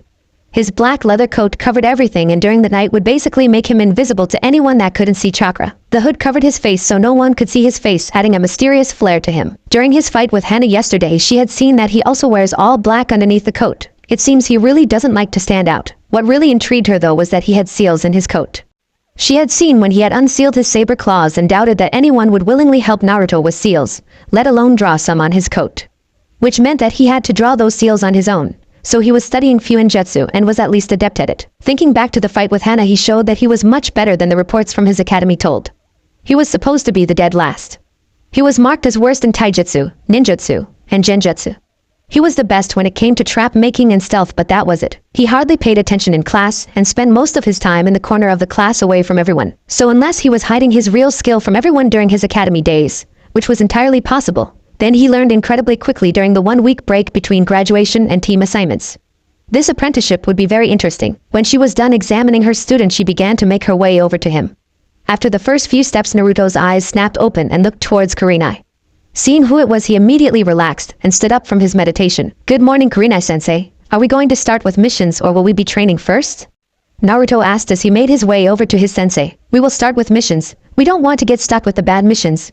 Plus, after your fight with Hana yesterday, I feel like you're doing pretty well in your training. Being able to beat a Chunin in combat is very impressive for a green genin. Kurenai praised. I wouldn't really call that a fight, nor would I have beaten her if she was clear-headed. I used her emotions against her. She also couldn't fight at her full potential because she had to be wary of traps that I may have set up. Naruto responded. That may be, but you were still able to hold your own against a much stronger opponent, which is very much praiseworthy. Don't sell yourself short, kid. She may have not been clear in the head and was wary of your traps, but to lure your opponent into that fighting situation requires a lot of patience and skill. You also did not reveal all of your skills. You could have used some of the jutsu you learned and released your resistance seals. While you are not yet ready to fight higher caliber ninja, if you two were to have both fought at full strength, without using my chakra, it would have been a very hard-fought battle. Kurama added, I guess. Hokage Tower. Oh, welcome Kurenai-san, Naruto-kun. What can I do for you? Sarutobi asked as they walked into the mission room. Hokage-sama, I didn't know you would be handing out missions today. Kurenai stated, quite surprised that the Hokage was handing out missions. He usually left that to Chunin, usually teachers during the school break. Oh ho ho, I like to give out the missions on the first day that the genin teams are together. So what can I get you? Sarutobi replied. Well, what do you have? Kurenai asked, feeling a little nervous getting her mission straight from the Hokage the first day of having a student. Well, let's see, shall we? We have walking the Inuzuka's dogs, painting the fences along the southeast park, cleaning up the southwest park, and catching Tora. Those are all the missions we have at the moment. Some more should come in later. But since you are here, what would you like? Before Kurenai could answer, Naruto decided to speak up. We'll take all of them. Kurenai snapped her head towards Naruto and stared at him incredulously. Naruto, if we were to take all those missions, it would take us all day to finish them. We wouldn't have any time to train. I'll just use Kage Bunshin to do the job, sensei. I need the money from these missions. I no longer get an allowance from the village now that I am a ninja. I have to support myself financially. Naruto explained to his sensei. Well, are you sure you want to catch Tora? That cat is hellish for a whole genin squad. You being on your own will make that even harder. Kurenai tried to get him to lessen the load a bit. I'm good with animals. Naruto responded while walking out of the office with the papers for the missions. In Inuzuka compound, Naruto decided to leave his clones to painting the fences and cleaning up the park.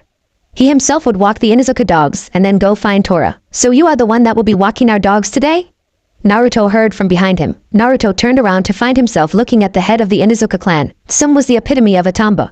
She had short, shaggy brown hair and the ever-present fawn tattoos and the slitted eyes that are shared by all Inuzuka members, except Hana. She wore a green jounin flak jacket and wears a black tracksuit underneath. Yes, that would be me.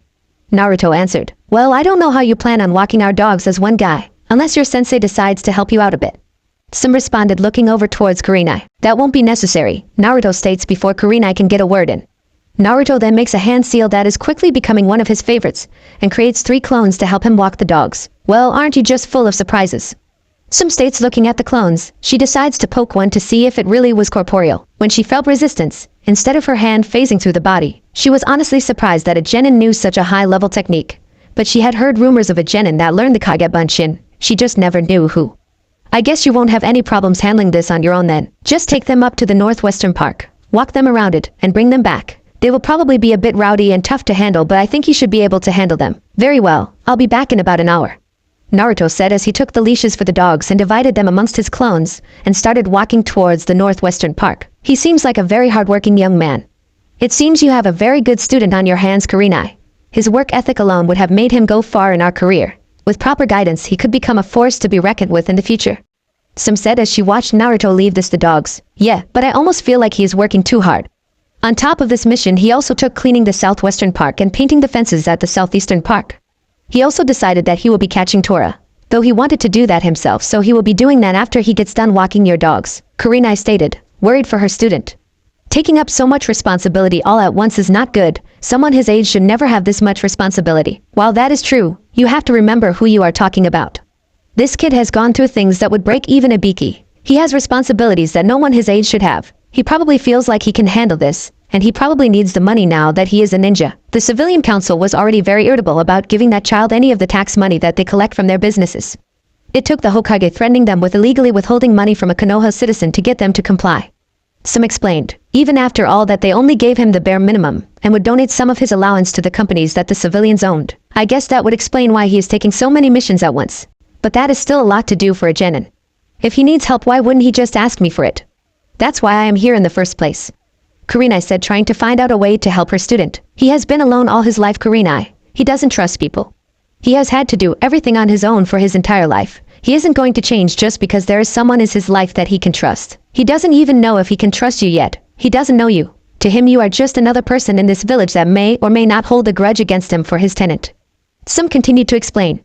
Just give him some time, and he will come around. Show him that he can trust you, and you will be able to break into his shell. I guess that is all I can do. Thank you, Tsum. Now I have to go catch up with him, and see if I can start getting him to open up, Kurenai said as she started to jog after her student. -1 hour later, during the walk, Naruto got to know the dogs of the Inuzuka a lot better. They are very similar to the animals of the Forest of Death. They can pick up on your mood and are very protective about their family. Naruto made it a point to quickly integrate himself into their family so that walking them would be less of a hassle. He proved himself as being good with animals when the dogs accepted him about halfway through the walk. The dogs became noticeably less rowdy and attempted to drag Naruto and his clones less and less. Eventually, they would just go where Naruto wanted them to. They would occasionally venture off on their own, curiosity getting the better of them, but they would always come right back. After a while, Naruto dispelled his clones and let the leashes go. The dogs never made a move to run. When it was time to return the dogs to the kennels, Naruto ran into Team 10 cleaning said kennels. They looked less than pleased about the chores that they had to complete, and Asuma was just standing on the side thanking Kami that he did not have to do these chores, just supervise. Troublesome Shikamaru said as he saw the dogs coming. Well, my little genin, it seems as though you didn't clean the kennels in time. Hopefully next time you will work a bit harder to get the job done on time. Asuma scolded as he too saw the dogs returning from their walk. Maybe if you had helped us we would have gotten done on time, Asuma-sensei. Ino yelled as she made her way out of the pen she was cleaning, completely covered in filth. Now Ino, these missions are to help you build a sense of responsibility as new genin and as a team. Asuma explained. You are also part of the team, Asuma-sensei. Ino retorted. I already have a sense of responsibility. My job is to foster that sense in you guys so that you become leader material and can then be promoted through the ranks. Asuma explained, taking a drag on his cigarette. Asuma, put that out. You're going to kill yourself with that. Kurenai scolded as she came walking up to the team. I'll die on a mission long before I die from smoking, Kurenai. Are you that worried about me, sweetie? Asuma replied. Save flirting with each other for later. I doubt your teams want to hear it, Naruto stated as he strolled up with the dogs in tow. Both Jonin blushed in embarrassment and looked away sheepishly. At that moment, Tsum decided to come out and was quite surprised at what she was looking at. Naruto had all the dogs surrounding him. None had their leashes on and weren't running. They also seemed to really like Naruto, if the way that they constantly rubbed against his leg was any clue. Damn kid, you got the pups to like you in no time flat. That's quite impressive. Sim praised, the pups don't take a liking to just anyone. You have to be family for them to accept you. I'm just good with animals, that's all. Naruto responded as he led the dogs to the kennels. When the dogs were going into their kennels, they all turned back to look at Naruto as if asking if he was going to come back. Don't worry guys, I'll come back and walk you again sometime. In the meantime, be good to anyone who walks you, okay? But give them a bit of a challenge. Can't make stuff too easy on them. Any? Naruto smirked. The Inuzuka dogs all barked in agreement and went into their kennels, most of which were clean. Sim, if you ever need someone to walk your dogs again, just let me know. I'll also clean out the kennels if you need that done as well. Naruto declared as he turned away from the dogs to look at Sim. Sim was quite taken by this young man. Most people didn't like walking the dogs and no one liked to clean the kennels. And yet here is a young man who volunteered to do both if the need ever arose. At least we won't have to clean the kennels ever again. Shuji spoke up, for once not eating since even he didn't want to eat after what he just had to clean. You didn't even completely clean the kennels. You got through about half of them in the time it took Naruto to walk the dogs, which is about an hour. You guys need to pick up the pace if you ever want to get past these chores. Asuma scolded his team. Kurenai-sensei, it's time we go find Tora, then after that we could get in some training. Naruto said as he started to walk towards the forest surrounding Konoha. Ouch, you guys got stuck with Tora. Good luck with that. Asuma said as he watched the blonde walk away. He actually requested it. I tried to get him out of it, but he was adamant about taking the mission. Said he was good with animals and that he would be able to catch Tora. Kurenai responded as she shook her head. Guess he'll just have to learn the hard way.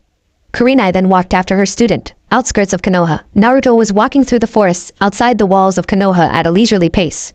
He knew that he would come upon Tora eventually, so he was in no real rush. He learned that patience was rewarded handsomely from all his pranks and stakeouts that he did. As he was walking through the forest, he came upon a family of foxes.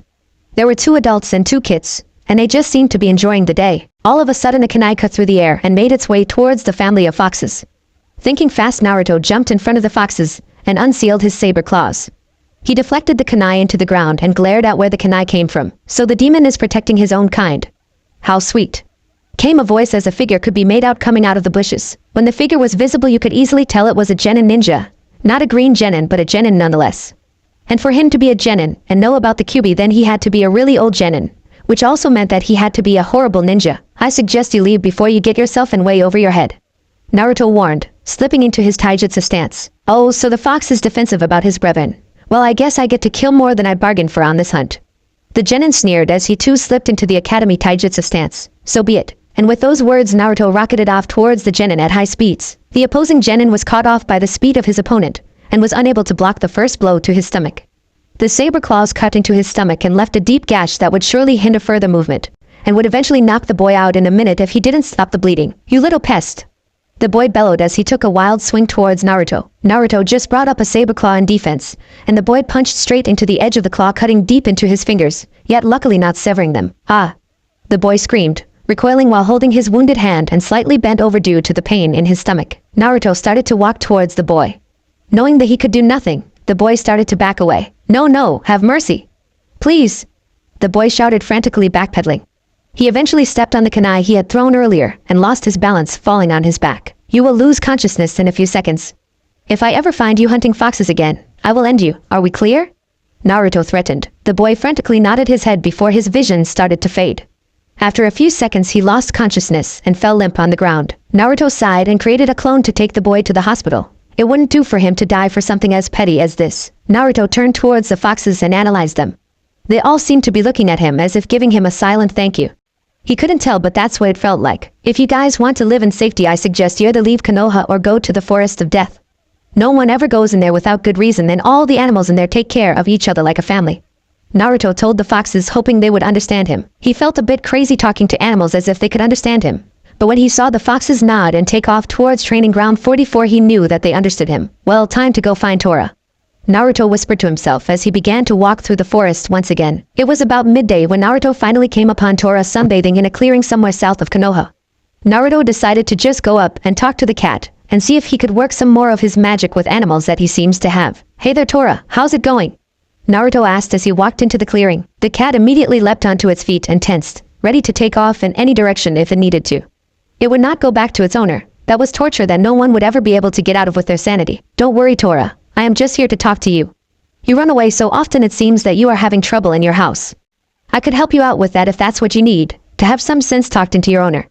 Naruto assured the cat. Tora seemed to relax after he heard Naruto assure her that he would talk to her owner so that she would no longer have to be on the receiving end of those death hugs anymore. It seemed as though Naruto really did have a way with animals. To get even the notoriously bad-tempered Tora to loosen up is not small feat. Okay then, let's go back and meet your owner then, nay. Naruto said as he turned around and started to make his way back to Konoha with Tora following close behind him. That was easier than I thought it would be. I thought I would have to talk to her more. But at least I'm not wasting my time. Naruto thought. I hope you know that you just did the impossible. That cat doesn't like anybody. Kurama voiced. Maybe everybody else just approached her wrong. She's a frightened cat, and just ambushing her will make her even more scared, and when you finally catch her she'll just try anything to get away. Naruto reasoned. Kurenai, who kept herself hidden just outside the clearing, could not believe what she was seeing. First her student lures her and her friends into a trap when they were testing him. Then he proceeded to fight Hana, and win. Now today he has taken a large amount of missions, has been accepted by the Inuzuka dogs, beat up some random genin that was hunting foxes, and has now calmed the ever-irritated Tora, and now has the cat willingly following him back to the mission center to go back to her owner. This kid is impressing her at every turn, and she hasn't even known him for more than 2 days. Mission center. Finished with the mission, Hokage-sama. Tora has been brought back, Naruto announced as he strode up to the desk. Sarutobi looked up at Naruto, and had his jaw drop when he saw Naruto in front of him with Tora happily curled up in his arms. No one has ever come back from that mission unscathed. That cat could get out of everything he threw at it, and would fight all the way back to the mission center to get free of its captives. And yet here is Naruto with the cat happily purring away. Oh my, Tora-chan! A scream came from the other side of the room. When Naruto turned to look at the woman that was making her way over to him, with arms wide open ready to crush whatever got in between them, he realized why Tora always ran away. Madam Shirjimi, a word if you may. Naruto asked politely as he held Tora away from the daimyo's wife. Oh, but of course. Anything for the person who saved my Tora-chan. Madam Shirjimi replied. Well, this is about Tora. She feels that her home life is, well, for a lack of a better word, bad. I don't know what exactly she doesn't like about it, but I would recommend that you try and find out so that Tora no longer feels the need to run away from you all the time. Naruto explained. Oh my, Tora-chan. I am so sorry if I have been mistreating you in any way. Just let me know what is wrong and I will fix it immediately. Shirjimi exclaimed as she took Tora from Naruto's hands and smothered it between her bosom. Madam, I think I know what keeps making Tora run. Naruto's sweat dropped. Oh. And what would that be, young man? She asked, ever curious of what she'd do to help her Tora out. Don't squeeze her so tight. She looks uncomfortable. Naruto pointed towards the cat whose eyes were bugging out. Oh, Tora-chan. I am so sorry. Shirjimi shouted as she loosened her grip on the cat. Tora immediately relaxed into her owner's grip and nuzzled into her. Thank you, young man. I hope to see you again in the future. After Madam Shirjimi had left, Naruto collected the money he earned from all the missions he completed that day and made his way towards Training Ground 13. Training Ground 13. As Naruto entered the training ground, Kurenai stopped following him in the shadows and decided to get ready to train him. But first she needed to know how good he truly was. After beating a Chunin when reports showed that he could hardly hold his own against academy students, she had some investigating to do. Okay, Naruto, it's time for your training to get started, though I will need to see your skills since my reports on you are outdated. Kurenai told Naruto as she strolled towards the blonde.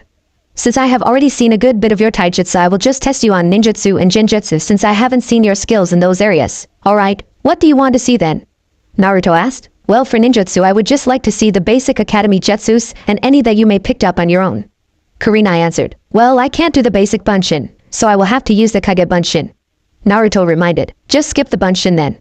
Kurenai responded curtly. Okay, Naruto was then obscured by smoke, and when the smoke dissipated there stood an exact replica of Kurenai. It even had the concentric ring in her eyes that most people overlooked. Wow. Kurenai had no other way to explain how good this transformation was except that it was amazing. He did not need hand seals nor did he need a verbal command, and he created a perfect replica of her. For a new genin to be that technically sound in any technique is a feat in itself. Quickly snapping out of her stupor, she regained her air of professionalism. Alright, now show me the Kawarimi. Naruto quickly shifted back into his normal form before replacing himself with a nearby twig, again with the no hand seals nor a verbal command. He has mastered those two jutsu to the absolute highest degree. What else have you been hiding? Kurenai thought. Very good. Now do you have any ninjutsu that you would like to show me? Naruto smirked when he thought about how surprised his sensei after he used his next jutsu. Very well, Kurenai-sensei. Naruto took a few steps away from Kurenai and turned away from her and started a short set of hand seals. Futon Kami Oroshur. Naruto thrust his hands out in front of him, releasing a vortex of wind that tore through the trees at the edge of the clearing. Naruto looked down at his hands to see a few cuts rapidly healing. Still haven't mastered it yet. Kurenai stood there wide-eyed after watching her student show off such a powerful jutsu like it was nothing. It was also an elemental jutsu which raised the difficulty of learning it even further. This kid is at Chunin level already, There is no need for her to even train him while there is still genjutsu that he probably has no talent in. Vivi very good Naruto. Kurenai stuttered as she was trying to come to terms with getting such a gifted child as her apprentice. Though she still needed to see if he was any good with genjutsu to see how gifted he actually was. Now I am going to put you in a genjutsu and we'll see how long it takes for you to break out of it. Naruto had to hold in a chuckle when she said that. The fact that only very strong genjutsus could affect him meant that he would breeze through this test. Okay sensei, I am ready. Kurenai held the ram seal as she channeled her chakra to infiltrate Naruto's system. However, she was surprised when the chakra was rejected from his system. Thinking it was just a fluke, she tried again and was met with the same result. Scrunching her brow in concentration, she tried a stronger genjutsu, but was met with the same exact result as before. None of her genjutsus were affecting the blonde. Getting frustrated, she tried her favorite genjutsu and one that no one has ever broken out of. She went through a short series of hand seals before whispering Megan, Chewbacca Satsu. Naruto was suddenly wrapped in the roots of a tree that appeared out of nowhere as Kurenai disappeared. So she got tired of the kitty tricks. Naruto thought. He quickly pulsed Kurama's chakra and freed himself from the genjutsu. That was an interesting genjutsu, Kurenai-sensei. Would you mind teaching me it sometime? Naruto asked. Kurenai was shocked at how fast Naruto was able to free himself from the clutches of her genjutsu, while inwardly she was ticked that her genjutsu was broken so easily. No one had ever broken that genjutsu, and then here a mere genin breaks it in less than 10 seconds. Before she let her emotions get the better of her, she reminded herself that she was his mentor, and she should be proud of his achievements, even if she had nothing to do with them. Maybe later. I am impressed by your ability to fend off genjutsu. I wasn't even able to affect you with my genjutsu until I used one of the strongest in my arsenal. You were even able to break that genjutsu, which no one has ever done before. Could you explain how you could do all that? Kurenai asked, honestly curious how her pupil was able to do all the things he did. Well, there are some good things that come with being a Jinchuriki. Naruto answered while subconsciously putting his hand on his stomach. Oh. Kurenai didn't know what to say. She probably stirred some very horrid memories of his past if the lost look in his eyes were anything to go by. Sorry if I brought up something you would rather not remember. No, it's fine, sensei. One should never forget their past. It leads to be the answer to many questions in the future. Naruto replied, still in a bit of a daze. Well, you expressed an interest in genjutsu. How did you figure out that you had any talent to genjutsu? Usually shinobi with large chakra reserves are not all that great at genjutsu. Kurenai asked, trying to change the subject. Oh, I was looking at some jutsu scrolls and saw the name of a jutsu that I thought looked cool and tried it out. When I learned that it was a genjutsu, I just started to learn more and more about it, and practice it. Naruto lied, not really wanting anyone to know that he was having conversations with Kurama. No need to get the village in an uproar. After a while I even created my own genjutsu. You created your own genjutsu? Kurenai asked, astonished that someone so young could create any type of jutsu.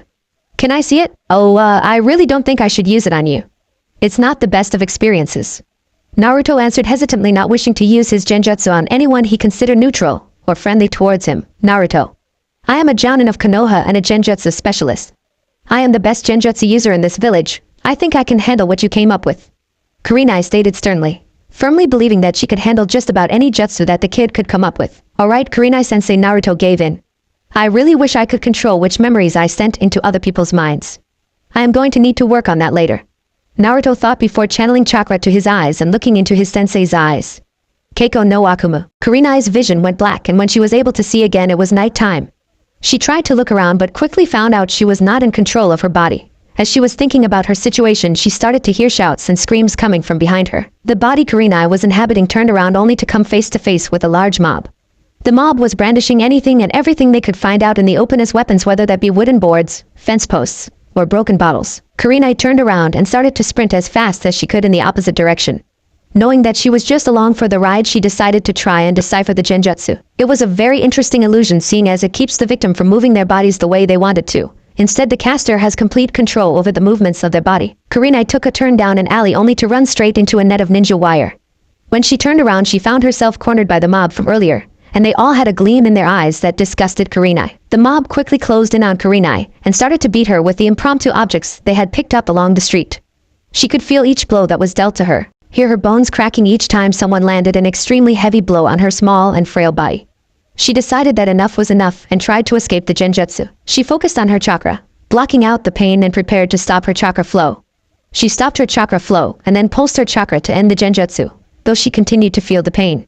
She looked up and was greeted with the image of a large man dressed in a red button-down shirt and black pants standing in front of her. Kurenai frantically tried to release herself from the genjutsu, but she was unsuccessful in all her attempts. She even tried to use pain to break herself out, but remembered that she could not control her body. She started to look around at the mob and noticed the sadistic gleam in their eyes and saw their lips moving, but she couldn't hear what they were saying. She concentrated on her hearing and was just able to pick up a little of the chant that they were yelling. Kill the demon, finish the job, avenge our brethren. Slowly she was able to hear more and more of what they were saying, and she was incredibly shocked at what she was hearing. She was scared out of her mind of what was going on. There was no way that she could get out of this illusion, and she was at the mercy of a large mob. Her body moved to the left a little, and she was able to catch a glimpse of herself from a nearby puddle and gasped. What she saw was a child, no older than 8, with sun-kissed blonde hair, brilliant blue eyes and whisker marks on his cheeks.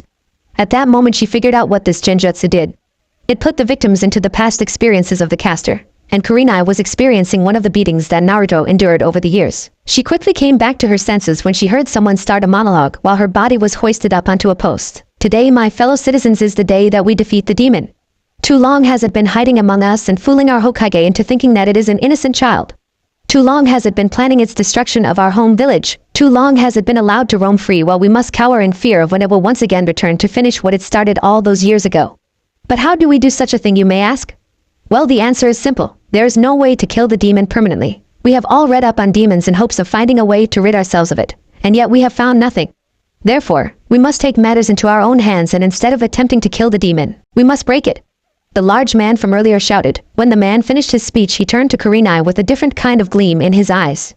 Kurenai knew the look in his eyes that was directed at her body, or Naruto's body. It was one of lust, perverted satisfaction, and glee. The man quickly approached Kurenai and took off her pants and turned her body around. She heard the sound of a zipper unzipping before she heard something fall to the ground. She was even more afraid of what was happening to her now than she ever was in her entire life when her vision went black yet again. She opened her eyes to find herself in the clearing of Training Ground 13 once again, and Naruto was standing next to her with a hand on his arm, probably to dispel the genjutsu. Sorry about that, sensei. When you didn't respond after the first 10 seconds, I got worried and broke you out of it. I'm sorry if you had to experience anything horrible. Naruto stated, really not liking the idea of hurting someone who was not prejudiced towards him. He also didn't like the thought that he could have used a memory that would mentally scar even the most battle-hardened shinobi to ever live. Naruto, does that genjutsu, does it implant a memory of your past into the victim's psyche and have them go through an experience of your life? Kurenai asked, still quite shaken with her experience in the genjutsu. Yes. I figured that my life is possibly the worst thing anyone would have to live with and decided to use it to my advantage. Though I still cannot control which memories I send into my victim. I need to continue training with that until I can perfect it. Naruto explained, even more afraid that he sent her into one of the darkest memories that he has had to live through. Which memory were you sent to? He asked, almost dreading the answer. I was in a memory of you when you were about 8 years old.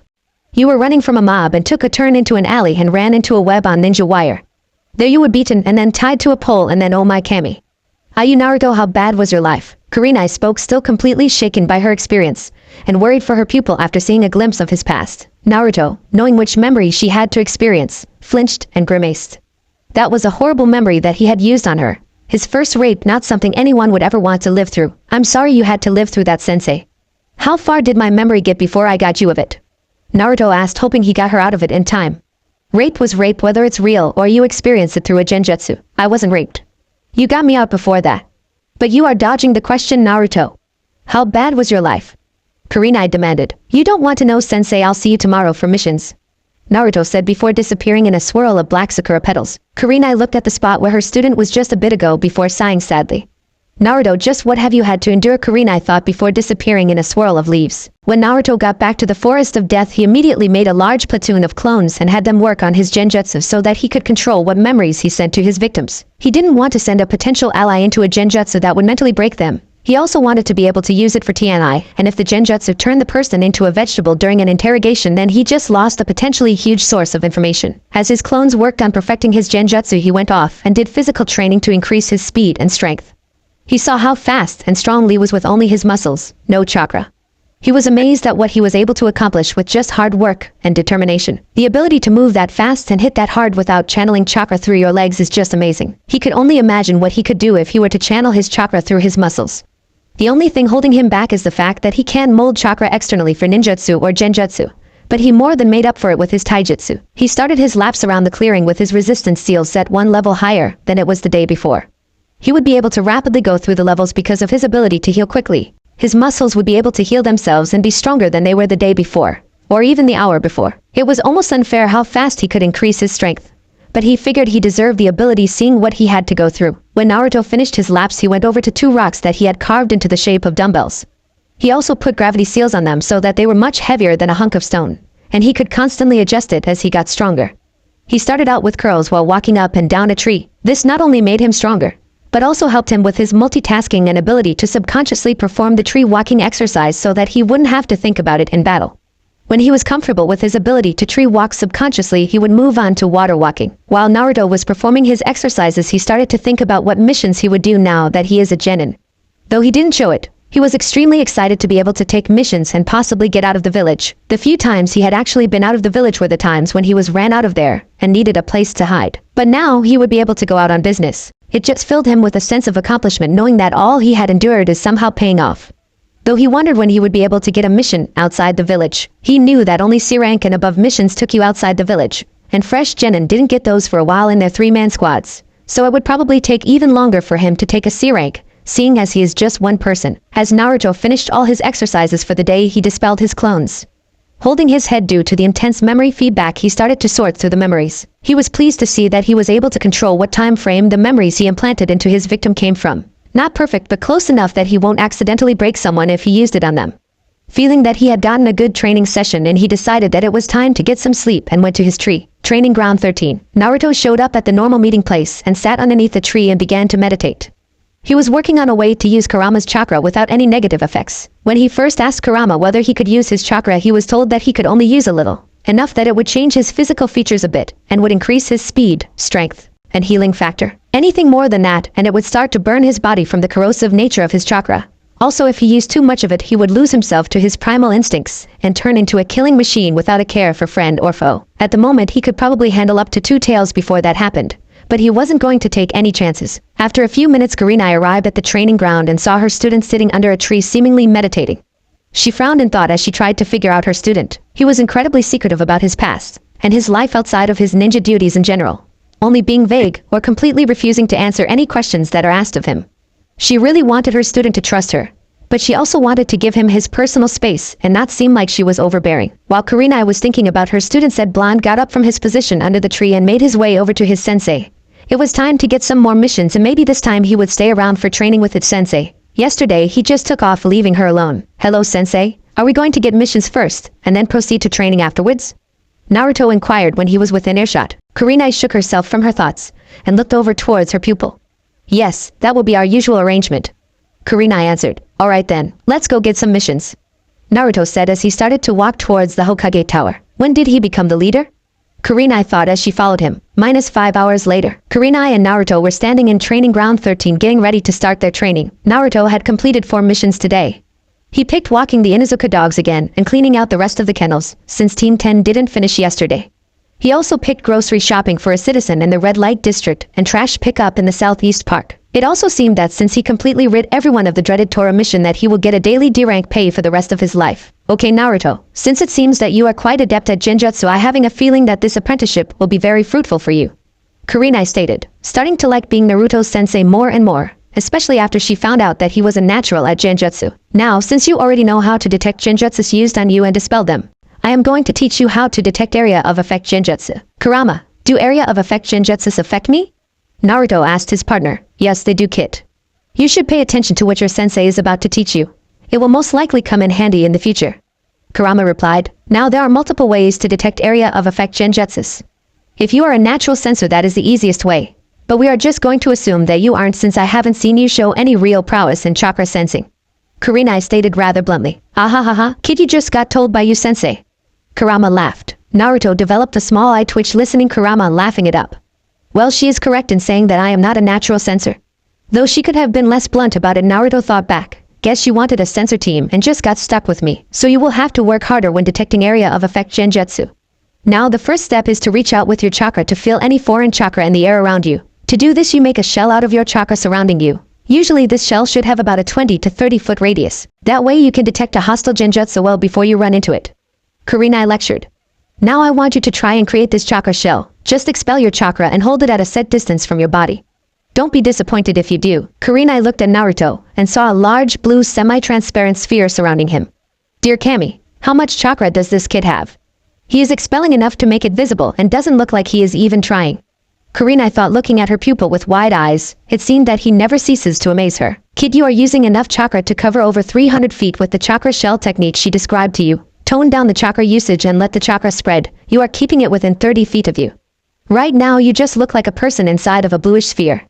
Kurama sighed. It's not easy to use what others would call a small amount of chakra. This is small to me.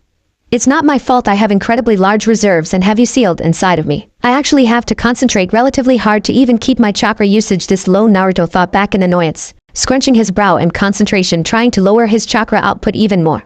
Making a sphere of chakra around his body was easy, but controlling the output from every Tenketsu point on the body was extremely difficult. Though he guessed this could also be a good way to train his body in chakra control when releasing chakra from a large amount of Tenketsu points. Usually he just uses the ones in his hands or feet. After a few minutes, Naruto was able to lessen the amount of chakra he was using to maintain the chakra shell.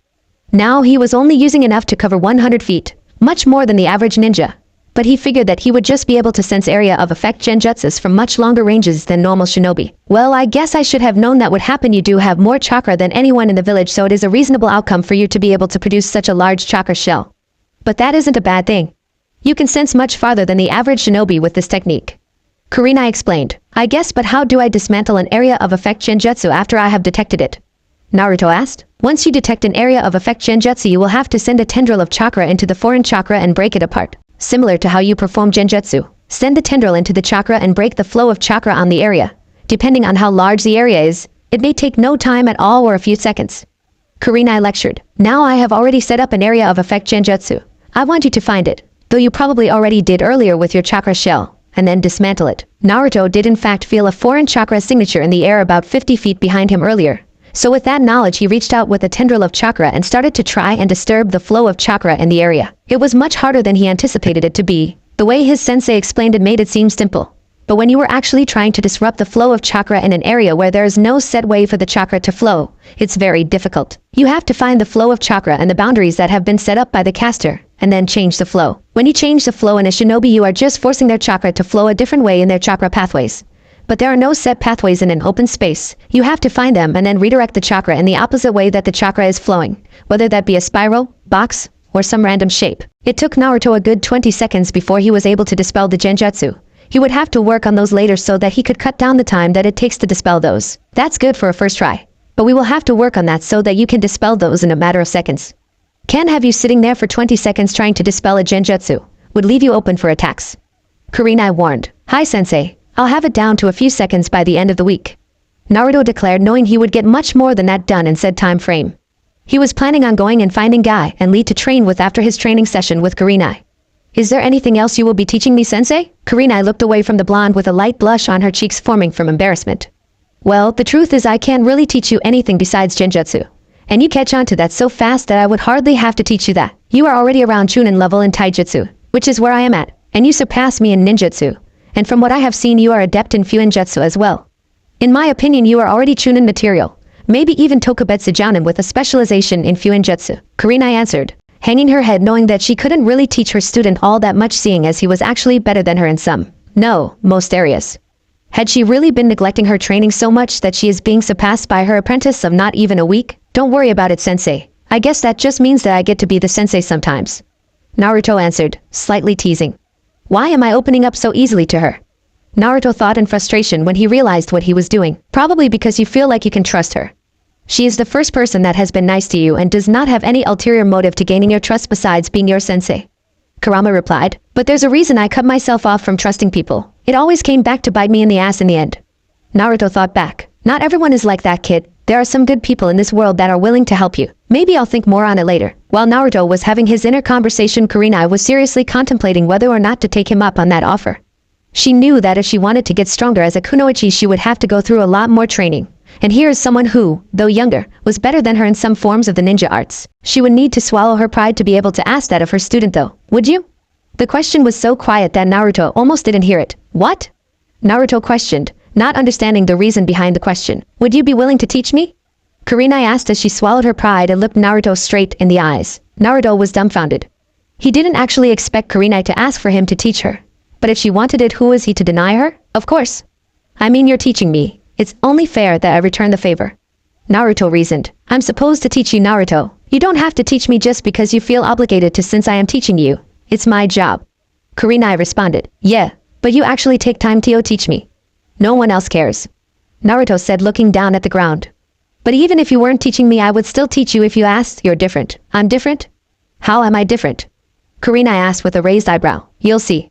Naruto replied, vaguely, making Kurenai scowl. Anyway, what did you want to learn? Oh, well, we seem to be at about the same level in taijutsu. I know you are better than me at fuinjutsu, so I would like to learn that. And I believe you are better than me at ninjutsu, so if you could help me with those, I would appreciate it. Kurenai listed off, still somewhat ashamed that she was learning from her student. And if you could help me with stealth training, I would be grateful for that as well, Kurenai added, seeing as if she was going to ask for help. She might as well get the most out of it. Yeah, I can help you with all that, no problem. Though, I do need to get going. I have to be at Training Ground 9 in about 5 minutes to start training with Guy and Lee. Naruto recounted as he turned to leave and head off towards Training Ground 9. Wait. You train with Guy and Lee? Their training is ridiculous. Kurenai exclaimed, having seen their training methods before, and they were insane. Yeah, but there is no better training when it comes to taijutsu, speed, and strength training than with them. The insane workouts are always the most rewarding. Naruto replied as he kept walking towards Training Ground 9. Kurenai, having nothing better to do, decided to follow him and see if this training was really as good as he said it is.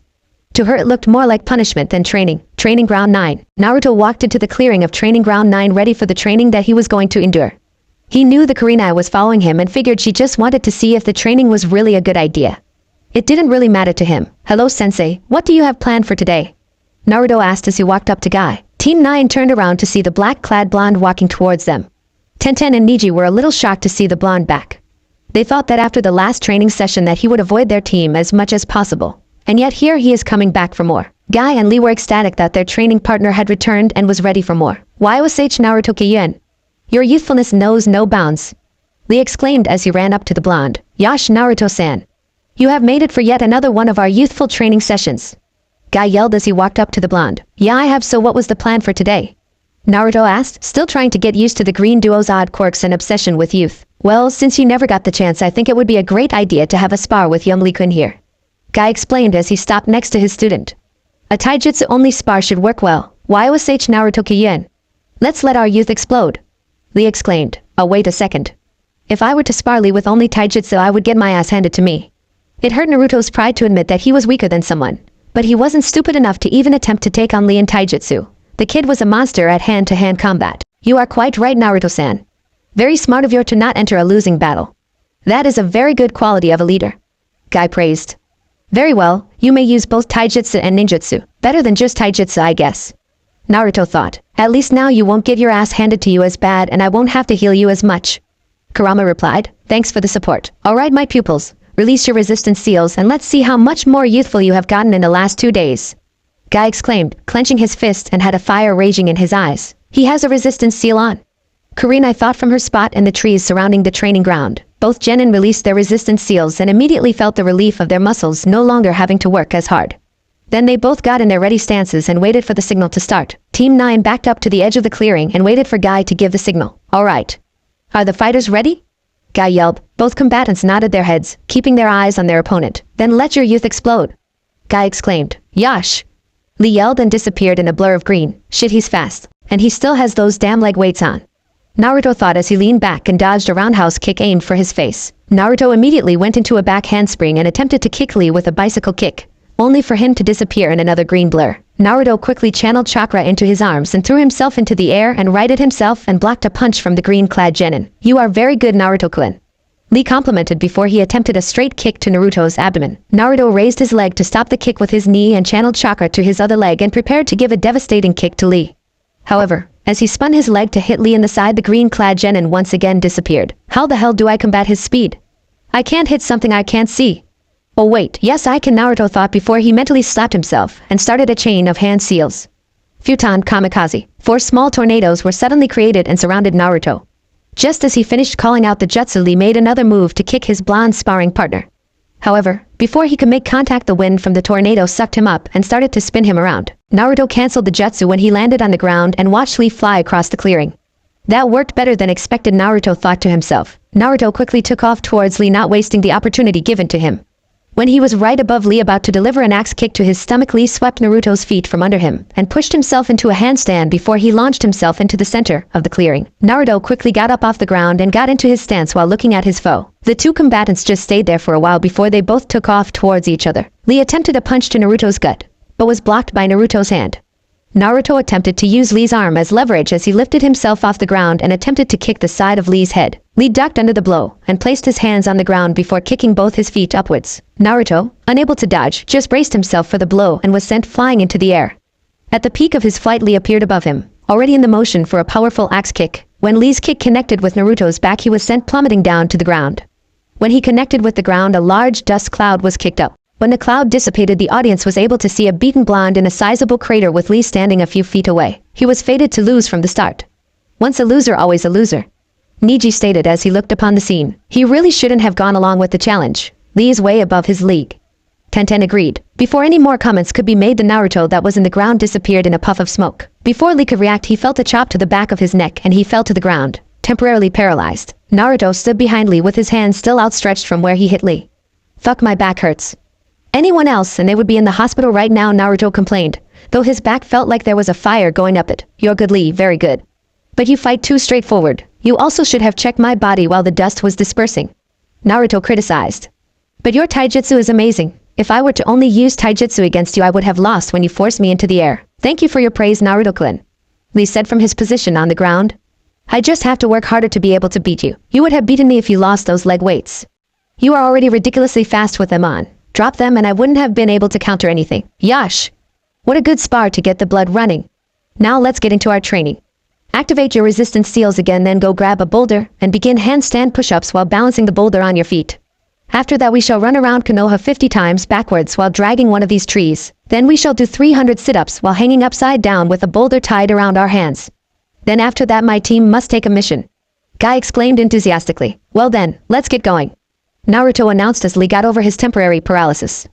"My back is going to be dead by the end of this. I'll try and fix it as fast as I can," Kurama told Naruto. "Naruto-kun, here is your boulder."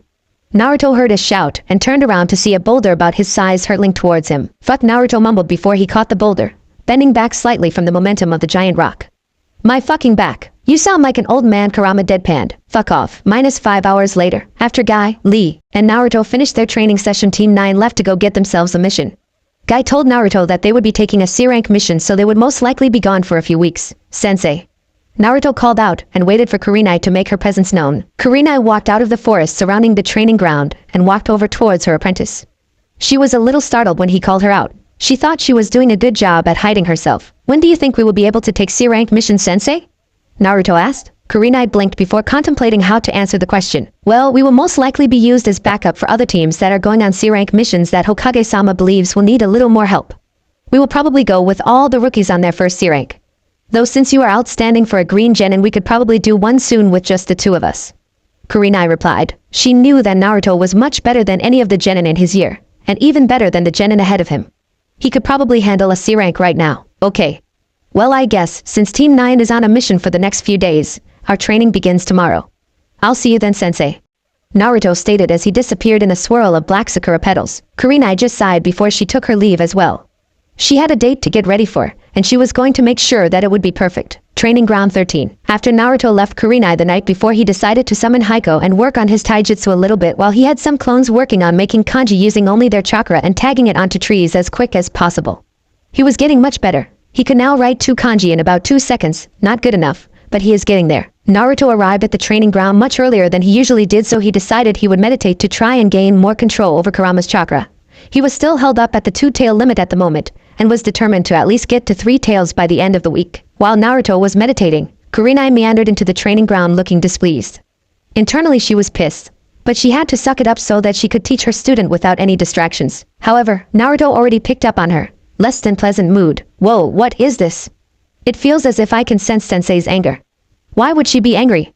And why do I know this?" Naruto thought to himself, surprised that he was able to feel the emotions coming off of his sensei. "Oh, that's why you haven't been able to control more of my chakra," Kurama stated. "You have been learning to control my abilities instead of my chakra when you meditate." "What? You can sense emotions?"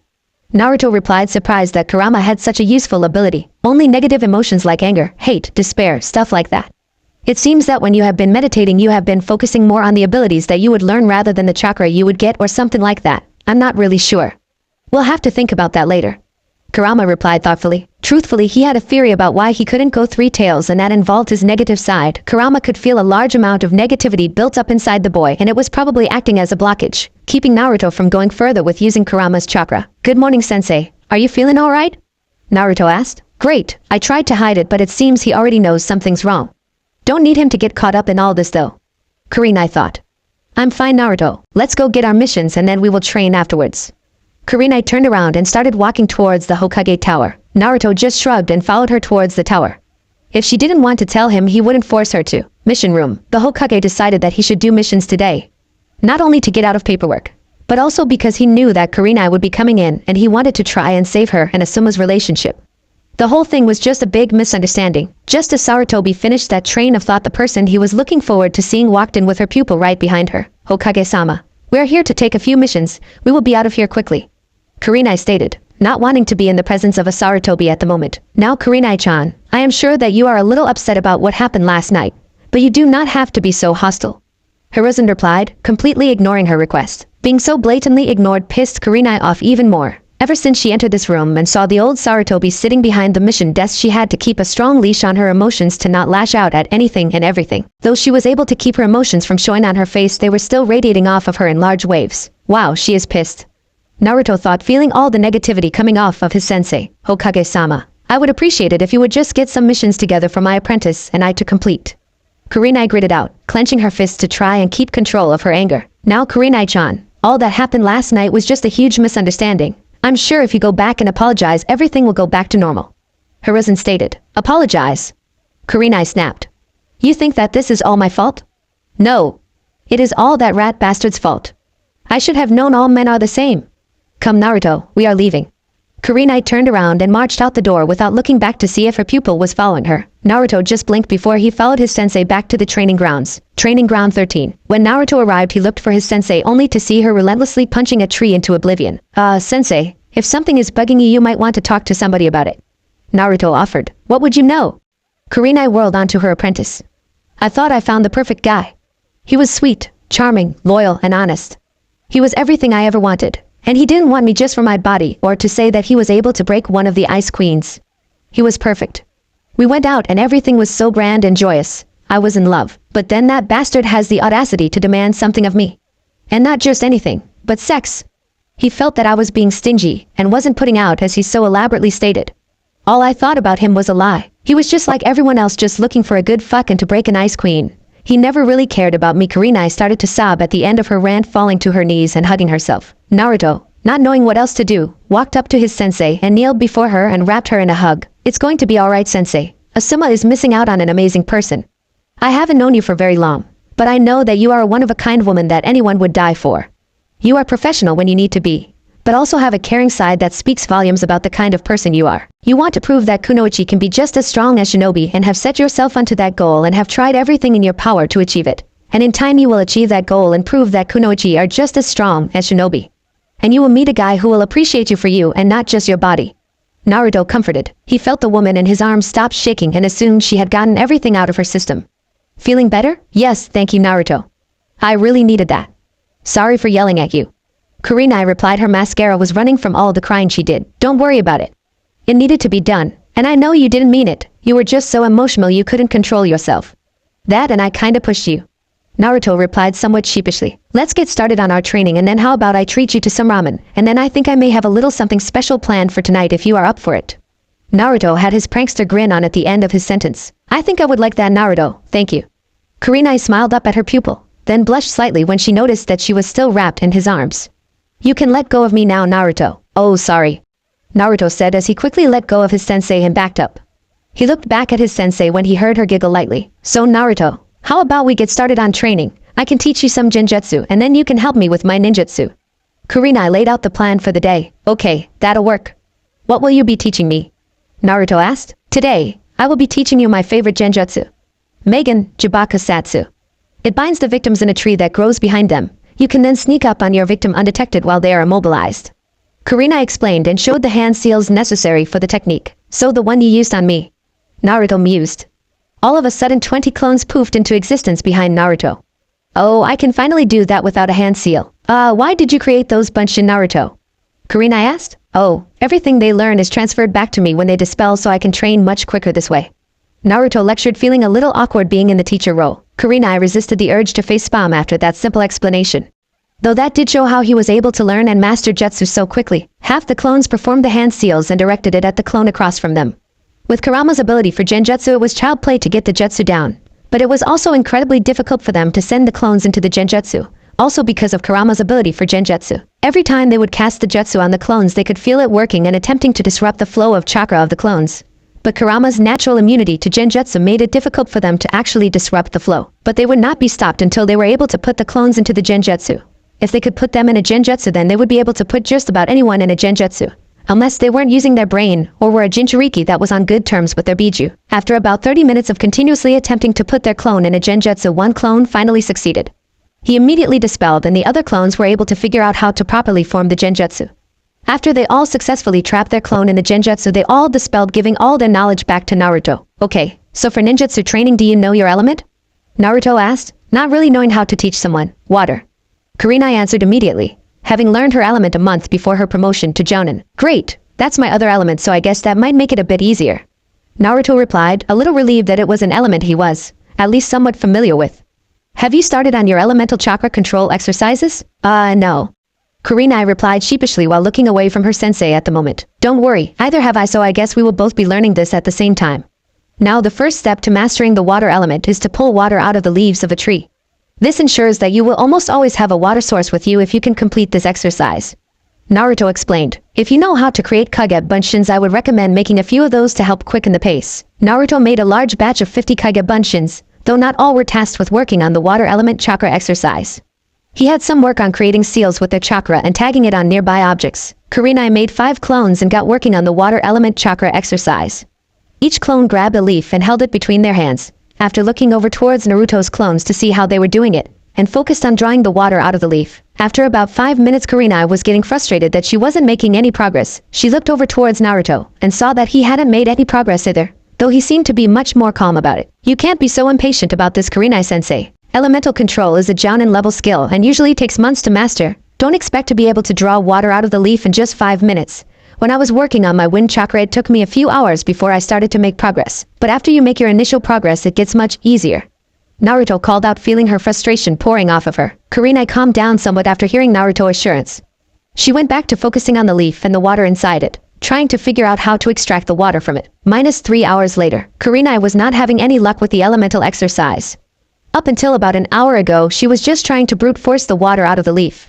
She was frequently getting frustrated, but was constantly calmed down by Naruto. Now she was using more finesse in her technique, trying to draw it out like as if the leaf was a porous material. For the first 40 minutes she had no luck. However, one of her clones were finally able to draw a little bit of water out of their leaf. The clone quickly dispelled, transferring the knowledge of how she was able to draw the water out to the rest of the Kurenais. Now she was working on completely draining the water from the leaf. She was starting to feel the drain on her chakra. After working on this exercise for 3 hours, it was bound to happen. Naruto looked over towards Kurenai, just starting to get how to extract the water from leaf himself, and saw her breathing slightly harder than normal. Knowing that she was starting to exhaust her chakra, he walked over to her. Sensei, I think we should call it a day.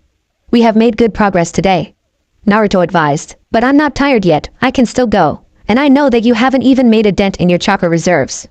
Kurenai stated. You'll feel it once you dispel the rest of your clones, as will I. Naruto replied while simultaneously dispelling his clones. He held his head from the memory rush. Kurenai also dispelled her clones and got a minor headache from the memory feedback, but it subsided quickly. She also felt twice as exhausted as she was earlier, hardly having enough chakra left to create even a single kage bunshin. Whoa, I really overdid it. I haven't felt this exhausted since the test I took to become a Jounin. Kurenai gasped out as she sat down, her body demanding rest. Yeah, that's another danger about training this way. If you don't know how the backlash from dispelling your bunshins will affect you, you can end up unconscious from exhaustion. Naruto said. Why don't you look exhausted? I know you have large chakra reserves, and inhuman stamina, even for a ninja, but you made 10 times as many clones as I did. You should feel pretty exhausted as well. Kurenai stated, looking up at her pupil, who didn't look any worse for wear besides him breathing slightly heavier than usual. Truthfully, the exercises I did drain me of all my chakra, but the seal used to house the Kyuubi will take chakra from it, and then give it to me once I have exhausted my normal reserves. so it is almost impossible for me to suffer from chakra exhaustion. The only thing that gets to me with this training is the memory feedback. Naruto explained, but I did promise that I would take you out for ramen after training, and since we can't really continue, how about we go get that ramen? Kurenai slowly got up and followed the blonde to his favorite ramen bar, Ichiraka Ramen. Naruto and Kurenai walked side by side through the village until they reached the ramen stand. Naruto got the usual looks from the populace, but ignored them as per usual. However, Kurenai couldn't. She saw all the glares that the blonde was receiving and constantly glanced at her pupil to see how he was doing. She was surprised when he wasn't even fazed. Just how long has he been enduring this? Kurenai pondered. The duo finally made it to the ramen bar and entered through the flaps surrounding the building. They both took a stool at the bar. While Kurenai looked over the menu, Naruto looked beyond the bar to see the Ichiraka family working diligently on the ramen. Hey Tsuchiyaji, I am Chan. Naruto called out to the father-daughter duo. Naruto-kun? I am turned around to see her favorite blonde at the bar with an unknown ravenet reading the menu. Where have you been? You had us worried sick. You haven't visited our shop in the last 2 weeks. I am, scolded the blonde. No, sorry, I am Chan, but I was busy training. I was working myself into the ground almost every day. I didn't have enough spare time to come visit. The blonde responded sincerely, something Kurenai didn't miss, and wondered how these two ramen chefs were able to get Naruto to open up so easily. Fine, Naruto-kun, but don't let it happen again without fair warning. I am reprimanded. She then turned to the ravenet sitting next to the blonde who was looking at her with curiosity. And who is this? I didn't know you were into older women, Naruto-kun. Thud. Naruto slammed his head on the bar table, not believing what the waitress had insinuated. Kurenai on the other hand was blushing a crimson that matched her eyes. She couldn't believe what the brunette had said either. Naruto was almost half her age. There was no way he was interested in her, and no way that she was interested in him. Sure, he was a nice guy and can be comforting when he wants to be. And he seems to have this aura around him that makes him easy to get along with if you don't hold any kind of prejudice towards him. He will also be quite handsome when he grows up. What am I thinking?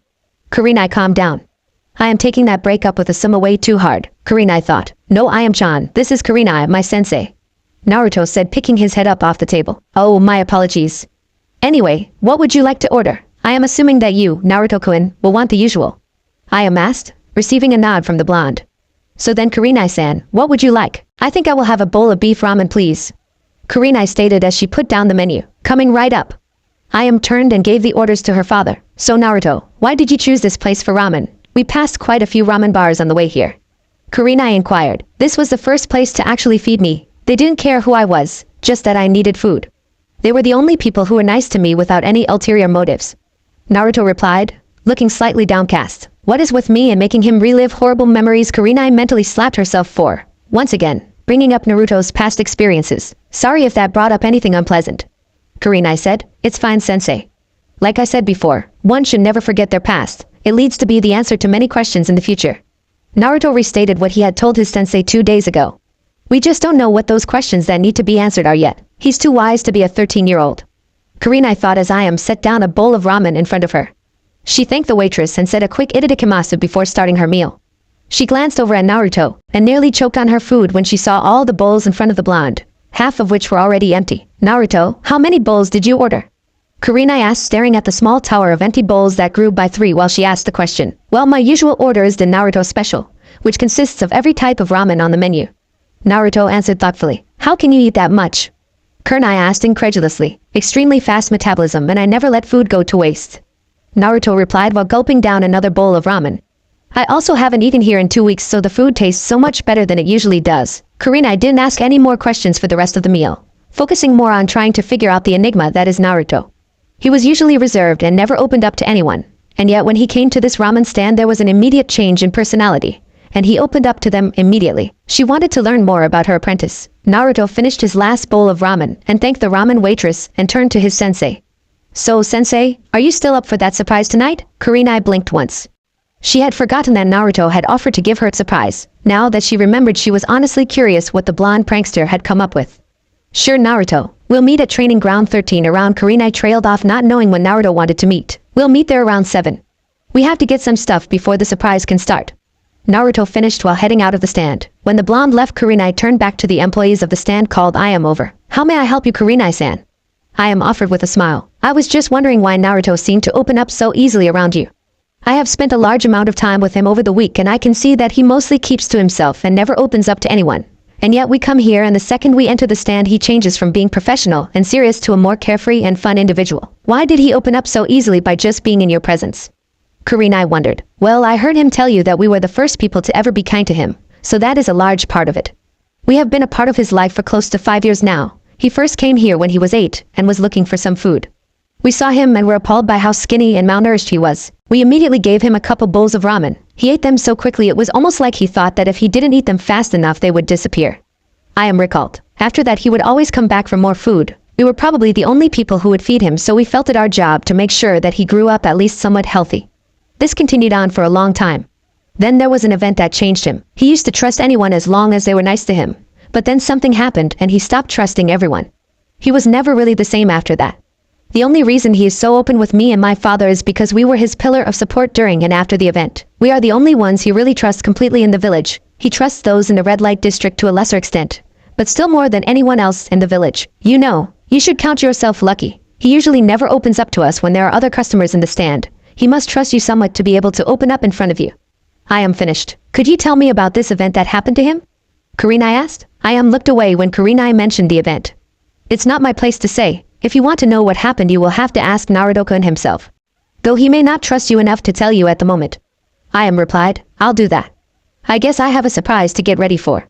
Kurenai stated as she too left the ramen stand. Training ground 13. It was around 7, the time that Naruto and Kurenai had set to meet up to begin the surprise that Naruto had planned. Kurenai was already there, having finished everything she wanted to get done about half an hour earlier, and was bored, so she decided to take a leisurely stroll through the village towards training ground 13. She saw all the looks of praise that she was receiving for being such an extraordinary jounin, and couldn't help the scowl that came to her face.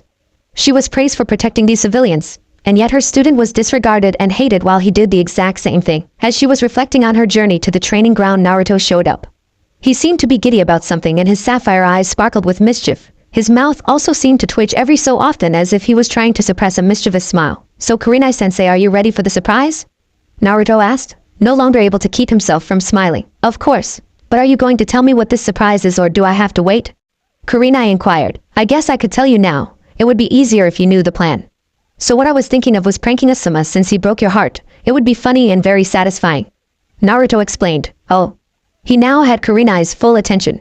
She would do just about anything to get back at that man. And what did you have in mind? I was planning on replacing his wardrobe with skimpy red dresses. Then when he is forced to wear it tomorrow we can take pictures and then publish them in the newspaper and immortalize his humiliation. Naruto laid out his plan for the prank. Of course, if you want to add something you can. How good are you at Fuinjutsu? Kurenai questioned. I just finished learning how to create a resistance seal earlier this week.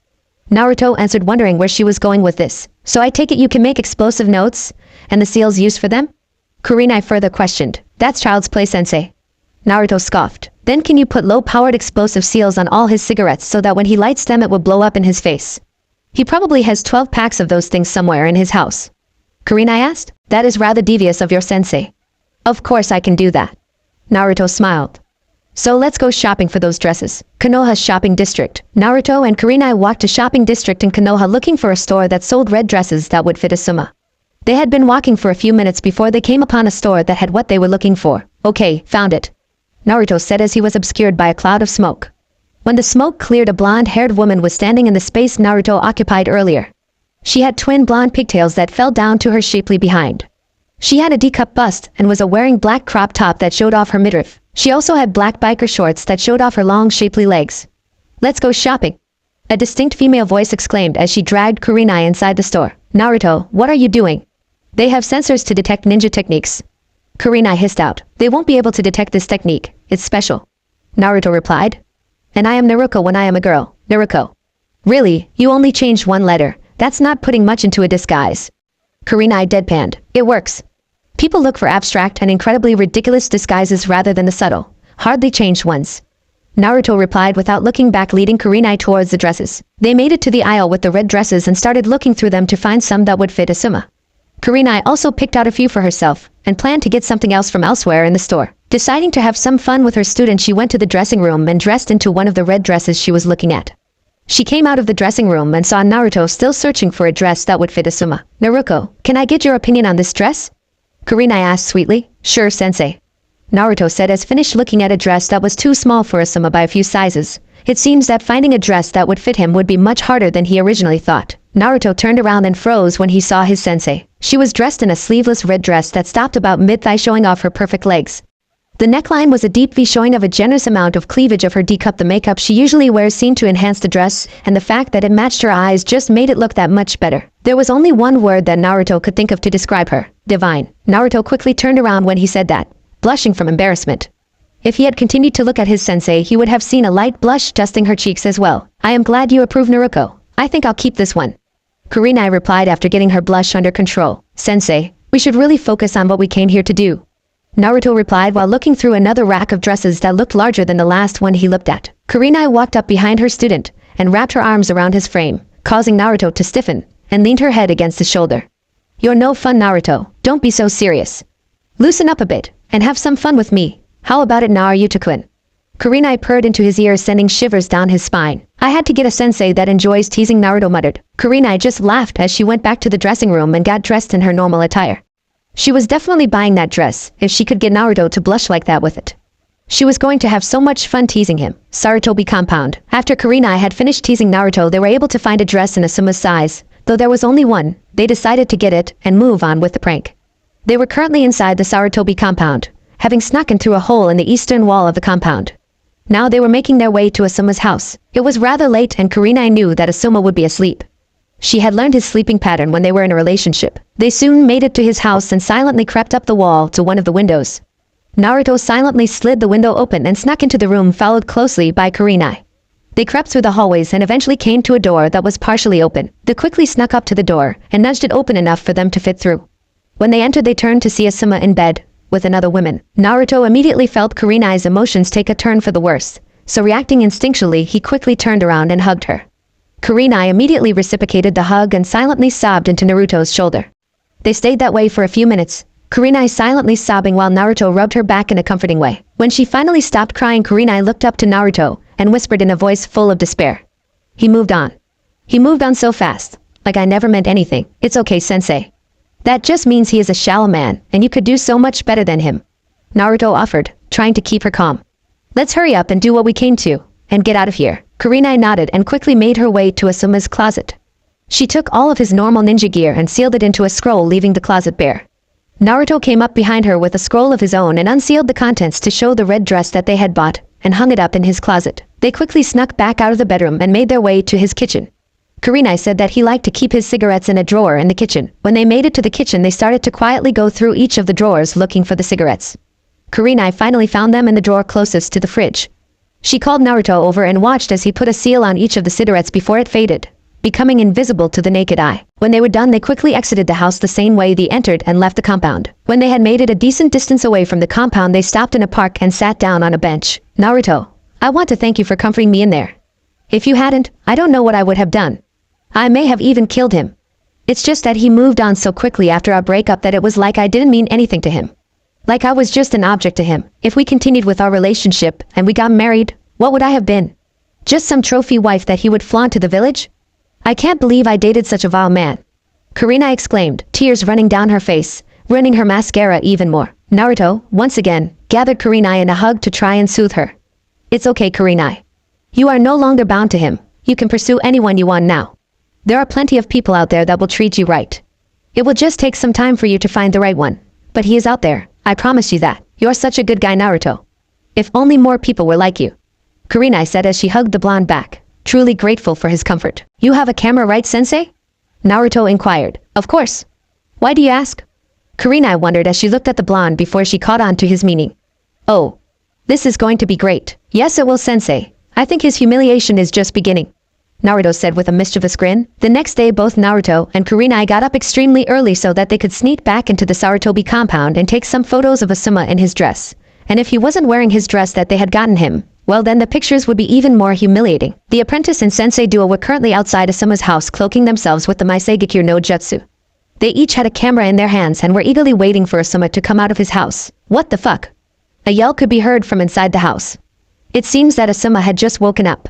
There were some sounds of stuff getting knocked around and over, and possibly Asuma falling while searching desperately for his normal ninja clothes. While that was going on, the girl that was sleeping with Asuma made her way out of the house grumbling about assholes with small dicks.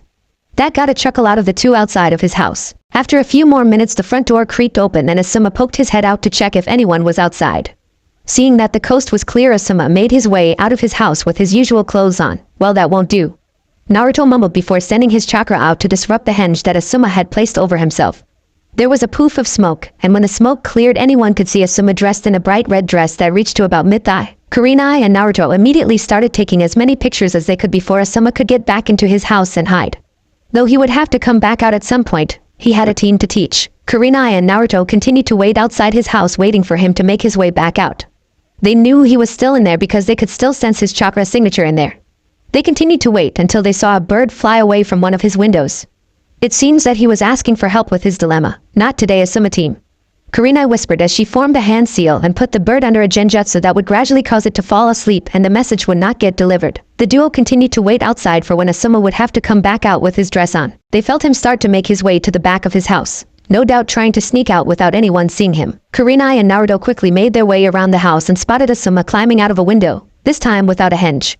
They both started snapping as many pictures as they could, and Asuma was none the wiser since there was no flash nor did they make much noise. Asuma carefully and slowly snuck around the compound, staying in the shadows, and eventually jumped over the wall protecting the compound into the small forested area adjacent to the compound. The pranksters continued to silently follow Asuma while taking pictures. When they were done, they would have well over 100 pictures that they could use to humiliate him with. After they had followed Asuma for a few more minutes, getting as much material as they needed, Kurenai and Naruto stopped stalking him and made their way to Training Ground 13. Training Ground 13. Ha ha ha ha! Kurenai couldn't contain her laughter anymore, and when they landed in the clearing of their designated training ground, broke into a fit of laughter. Naruto himself was snickering when he entered the field. That was great, Naruto. Thank you for doing that for me. It was no problem, sensei. Asuma should have thought about his action before he hurt you. Naruto replied with a small smile on his face. It was going to be worth everything once he started publishing the photos in the newspaper, and the whole village would see Asuma wearing a skimpy red dress. I guess we should head out and get our missions for the day, then we can get going on our training. Yeah, let's go. Kurenai agreed as they both started to walk towards the Hokage Tower to get their missions for the day, and so Naruto could get his daily stipend for ending the Tora missions. Mission room. Kurenai and Naruto walked into the room and saw Iruka sitting behind the table handing out missions. Naruto walked up to the table and started to look through the available D ranks.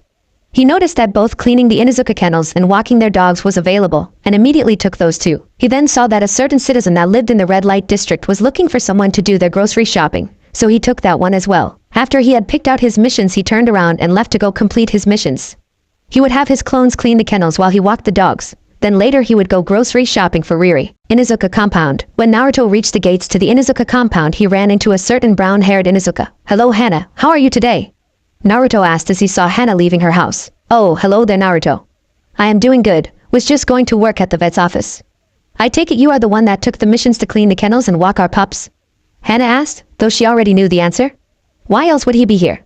Her mom had also told her about how he seemed to get along with the pups extremely well. Yeah, figured that since the dogs like me so much that I should save the other teams the hassle of having to do it. Naruto replied, making his way over to the kennels. He saw all the dogs waiting patiently for him to let them out. Well, aren't you guys well behaved today? Naruto opened the doors to the kennels and, when all the dogs had left and waited for Naruto to take them on their walk, made a small group of shadow clones to clean the kennels while he was walking the dogs. Naruto turned to the dogs as his clones got to work cleaning the kennels. He motioned for them to follow him as he started to walk out of the compound. Let's go, guys. I bet you all are excited to stretch your legs. The dogs all yipped in agreement as they raced after the blonde and started to rub against his legs, showing their affection towards the blonde. That kid is amazing. To be able to get all the pups to like him in less than a day is nothing short of amazing. Some of those pups don't even like me, and I have been with them since they were born. Hana sighed. She then turned to Kurenai and looked her in the eye. Kurenai, are you alright? I heard about what happened between you and Asuma. I can go give him a thrashing if you want me to. Hana proposed, flexing her hands at the mention of thrashing the piece of trash who dared hurt one of her pack. Oh, it's fine, Hana. Naruto came up with a way to pay him back. Well, we already got him back. You'll see what I'm talking about in a few days. Maybe even tomorrow. Kurenai answered with a mischievous smirk on her face. Oh? You got Naruto to get him back for you? I think that's abusing your position as Sensei, Kurenai. Hana teased with a smirk on her face. He was the one who brought up the idea. He didn't like the thought of someone playing with my heart, and brought it upon himself to get payback for me. He brought me along for the ride so that I could enjoy it as well. Kurenai stated, looking at the retreating form of her student. Really? Wow, such a nice boy. When he gets older, he is going to be quite the catch. Not only is he an overall nice guy, but he seems very loyal, And with proper exercise he will have a killer body. Hannah fantasized with a glazed look. Stop drooling over my student Hannah, geez. Sometimes I think you are driven by your instincts more than you let on.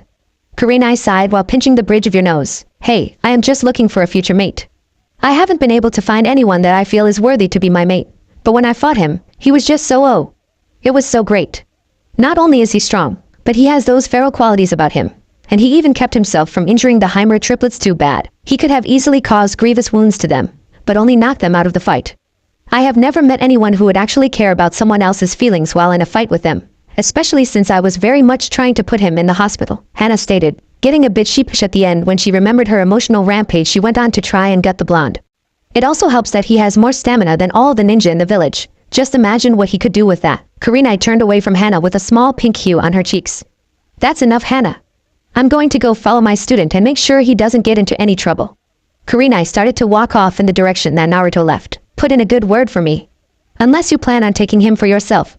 Hannah called after her, laughing when she saw Karina falter in her stride and nearly fall on the ground. Karina whipped around and glared at her friend, her face burning red from embarrassment or anger. It was hard to tell. I am not pursuing a relationship with my student. He's too young for me, whatever you say. Age doesn't matter just as long as you love each other.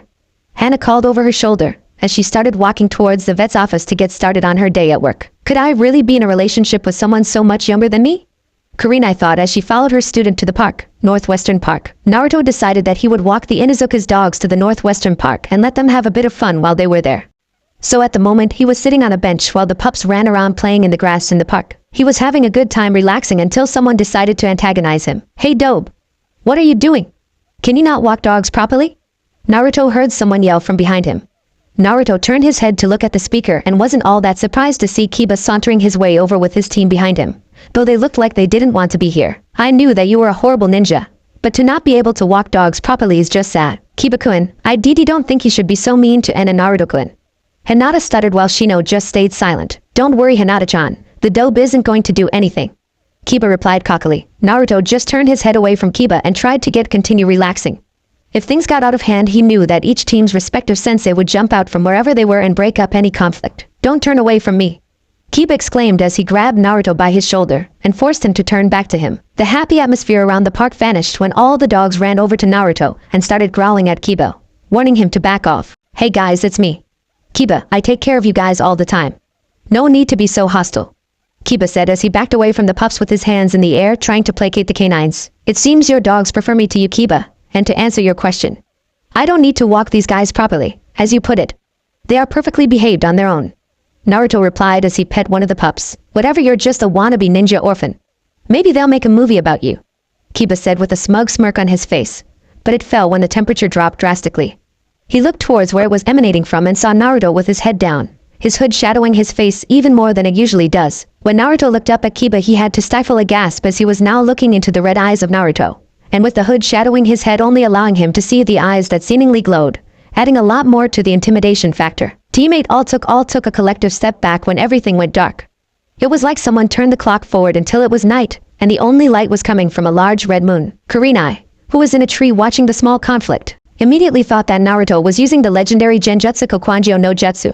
But when she examined the jutsu more, she could tell that the jutsu, though similar, was not the Kokwanjo no Jutsu. Careful what you say, Mutt. If you think you can walk all over me just because you are from a clan, and I am just a no-name orphan, then you've got another thing coming. You have been coddled by your family your entire life, shielded from the harsh truth of the world, while I have grown up in it, lived it, and have been shaped by it. You may think you are high and mighty just because you have a fancy name, but that won't get you anywhere in the real world. Names mean nothing, only your skills. Naruto growled out. After Naruto had said his piece, the area turned back to day and the chilling feeling receded and everything returned to how it was before the incident. Let's go guys, you've had enough free time today. Naruto then left with the Inuzuka canines following him towards the compound, leaving the park silent for a few moments. You fucking stupid ass GKI. A yell was heard breaking the deafening silence that had covered the park since Naruto had left. Anko then appeared behind Kiba and chopped him in the back of the head, resulting in him hitting the ground hard. What was that for, sensei? Kiba exclaimed while turning around, but froze when he saw the look in his sensei's eyes. You are so stupid. You have the biggest mouth I have ever heard. You talk way too much and were bound to get yourself into trouble eventually. Be glad that it was an ally that wasn't interested in ripping you limb from limb, and not an enemy. Anko chastised. And never, I repeat, never bring up someone's past. That will get you killed faster than you can blink, especially that kid. He's had it 10 times worse than any of you could even imagine. What do you mean he has had it 10 times worse than we could imagine? He's an orphan. He probably just grew up in an orphanage or something. My mother's training is worse than that. Kiba shot back at his sensei. Shows how much you know your fellow students if you don't know what he has been forced to go through. Enko sighed. Just get on with the mission that we picked, and when you are finished we are going to have evasion training for the stunt you just pulled. All of teammate paled at the mention of evasion training, which usually involved Enko throwing any and all pointy things she could find at them without holding back, while simultaneously having to dodge snakes. Get a move on or I will double the time for evasion training. Enko shouted. Teammates sprinted away to finish cleaning up the park, dreading the thought of double time for evasion training. Nai-chan, I'm sorry if my gaki was harsh on your student. He's not very smart, Enko said, seemingly to no one before Kurenai landed next to her. It's fine. Naruto is a strong young man and has had to go through much worse, so this probably didn't bother him all that much. He'll get over it pretty soon. Though you should probably keep Kiba from taunting Naruto like that again. I am surprised Naruto didn't hurt Kiba, or put him in his genjutsu, to teach him a lesson. But I do know that if it happens again, Naruto will not hold back. Kurenai warned. I know. I was kind of hoping Naruto would have taught him a lesson there. It would get rid of his cocky attitude. Enko admitted. How are you holding up though? I heard about what happened with Asuma. I can go introduce him to some of my new torture techniques if you want me to. I'm fine, Enko. I just had this conversation with Hana. I exploded on Naruto during training and he was very understanding and helped me through it. Then he decided to pay Asuma back for what he did. He's a great kid. Kurenai sighed. He's not a kid. Hasn't been one for a long time. Kids don't survive on the streets for that long, Enko stated, then paused in a thinking pose. You make him sound like the perfect man. Maybe I should use the good old Enko charm on him to make him mine. Enko added with a large grin. Not you too, Kurenai face-palmed. Not me too.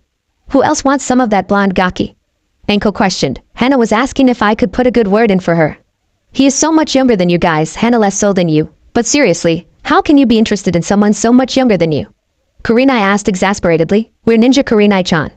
Age shouldn't mean a thing. We could die tomorrow, so go for whoever you want, which for me might be that blonde gaki. Enko stated. Unless you already have your eyes on him. What? No. He's just my student. Kurenai exclaimed, turning away from Enko. Whatever you say, Nai-chan. But he seems like a great guy, and if you are going to let him go then someone else will pick him up. Enko added sagely. I'm not interested in my student. Kurenai huffed while walking back to the Inuzuka compound to watch after her student, Red Light District. After Naruto dropped the Inuzuka's dogs off back at the compound and made sure that all the kennels were clean, he made his way to his next mission. His little skirmish with Kiba didn't really bother him. Though the orphan comment got to him a little, he always wondered who his parents were and why they were not with him. He had asked the Sandai many times, but continued to get the same answer of I don't know, Naruto-kun. But I assure you they were great people. Which was a load of bullshit. He could tell that he was lying to him. He thought about calling him out on it, but it probably wouldn't change anything. Naruto walked into a store that looked like it was on its last legs. When he got inside, he made his way towards the counter and immediately spotted a beautiful blonde behind the counter. Her hair was straight and reached to about mid-back. She had deep green eyes and wore a green ribbon to keep her hair out of her face. Her outfit consisted of a white crop top covering her C-cup and tight blue jeans that showed off her amazing, for a civilian, figure. Hello, Riri.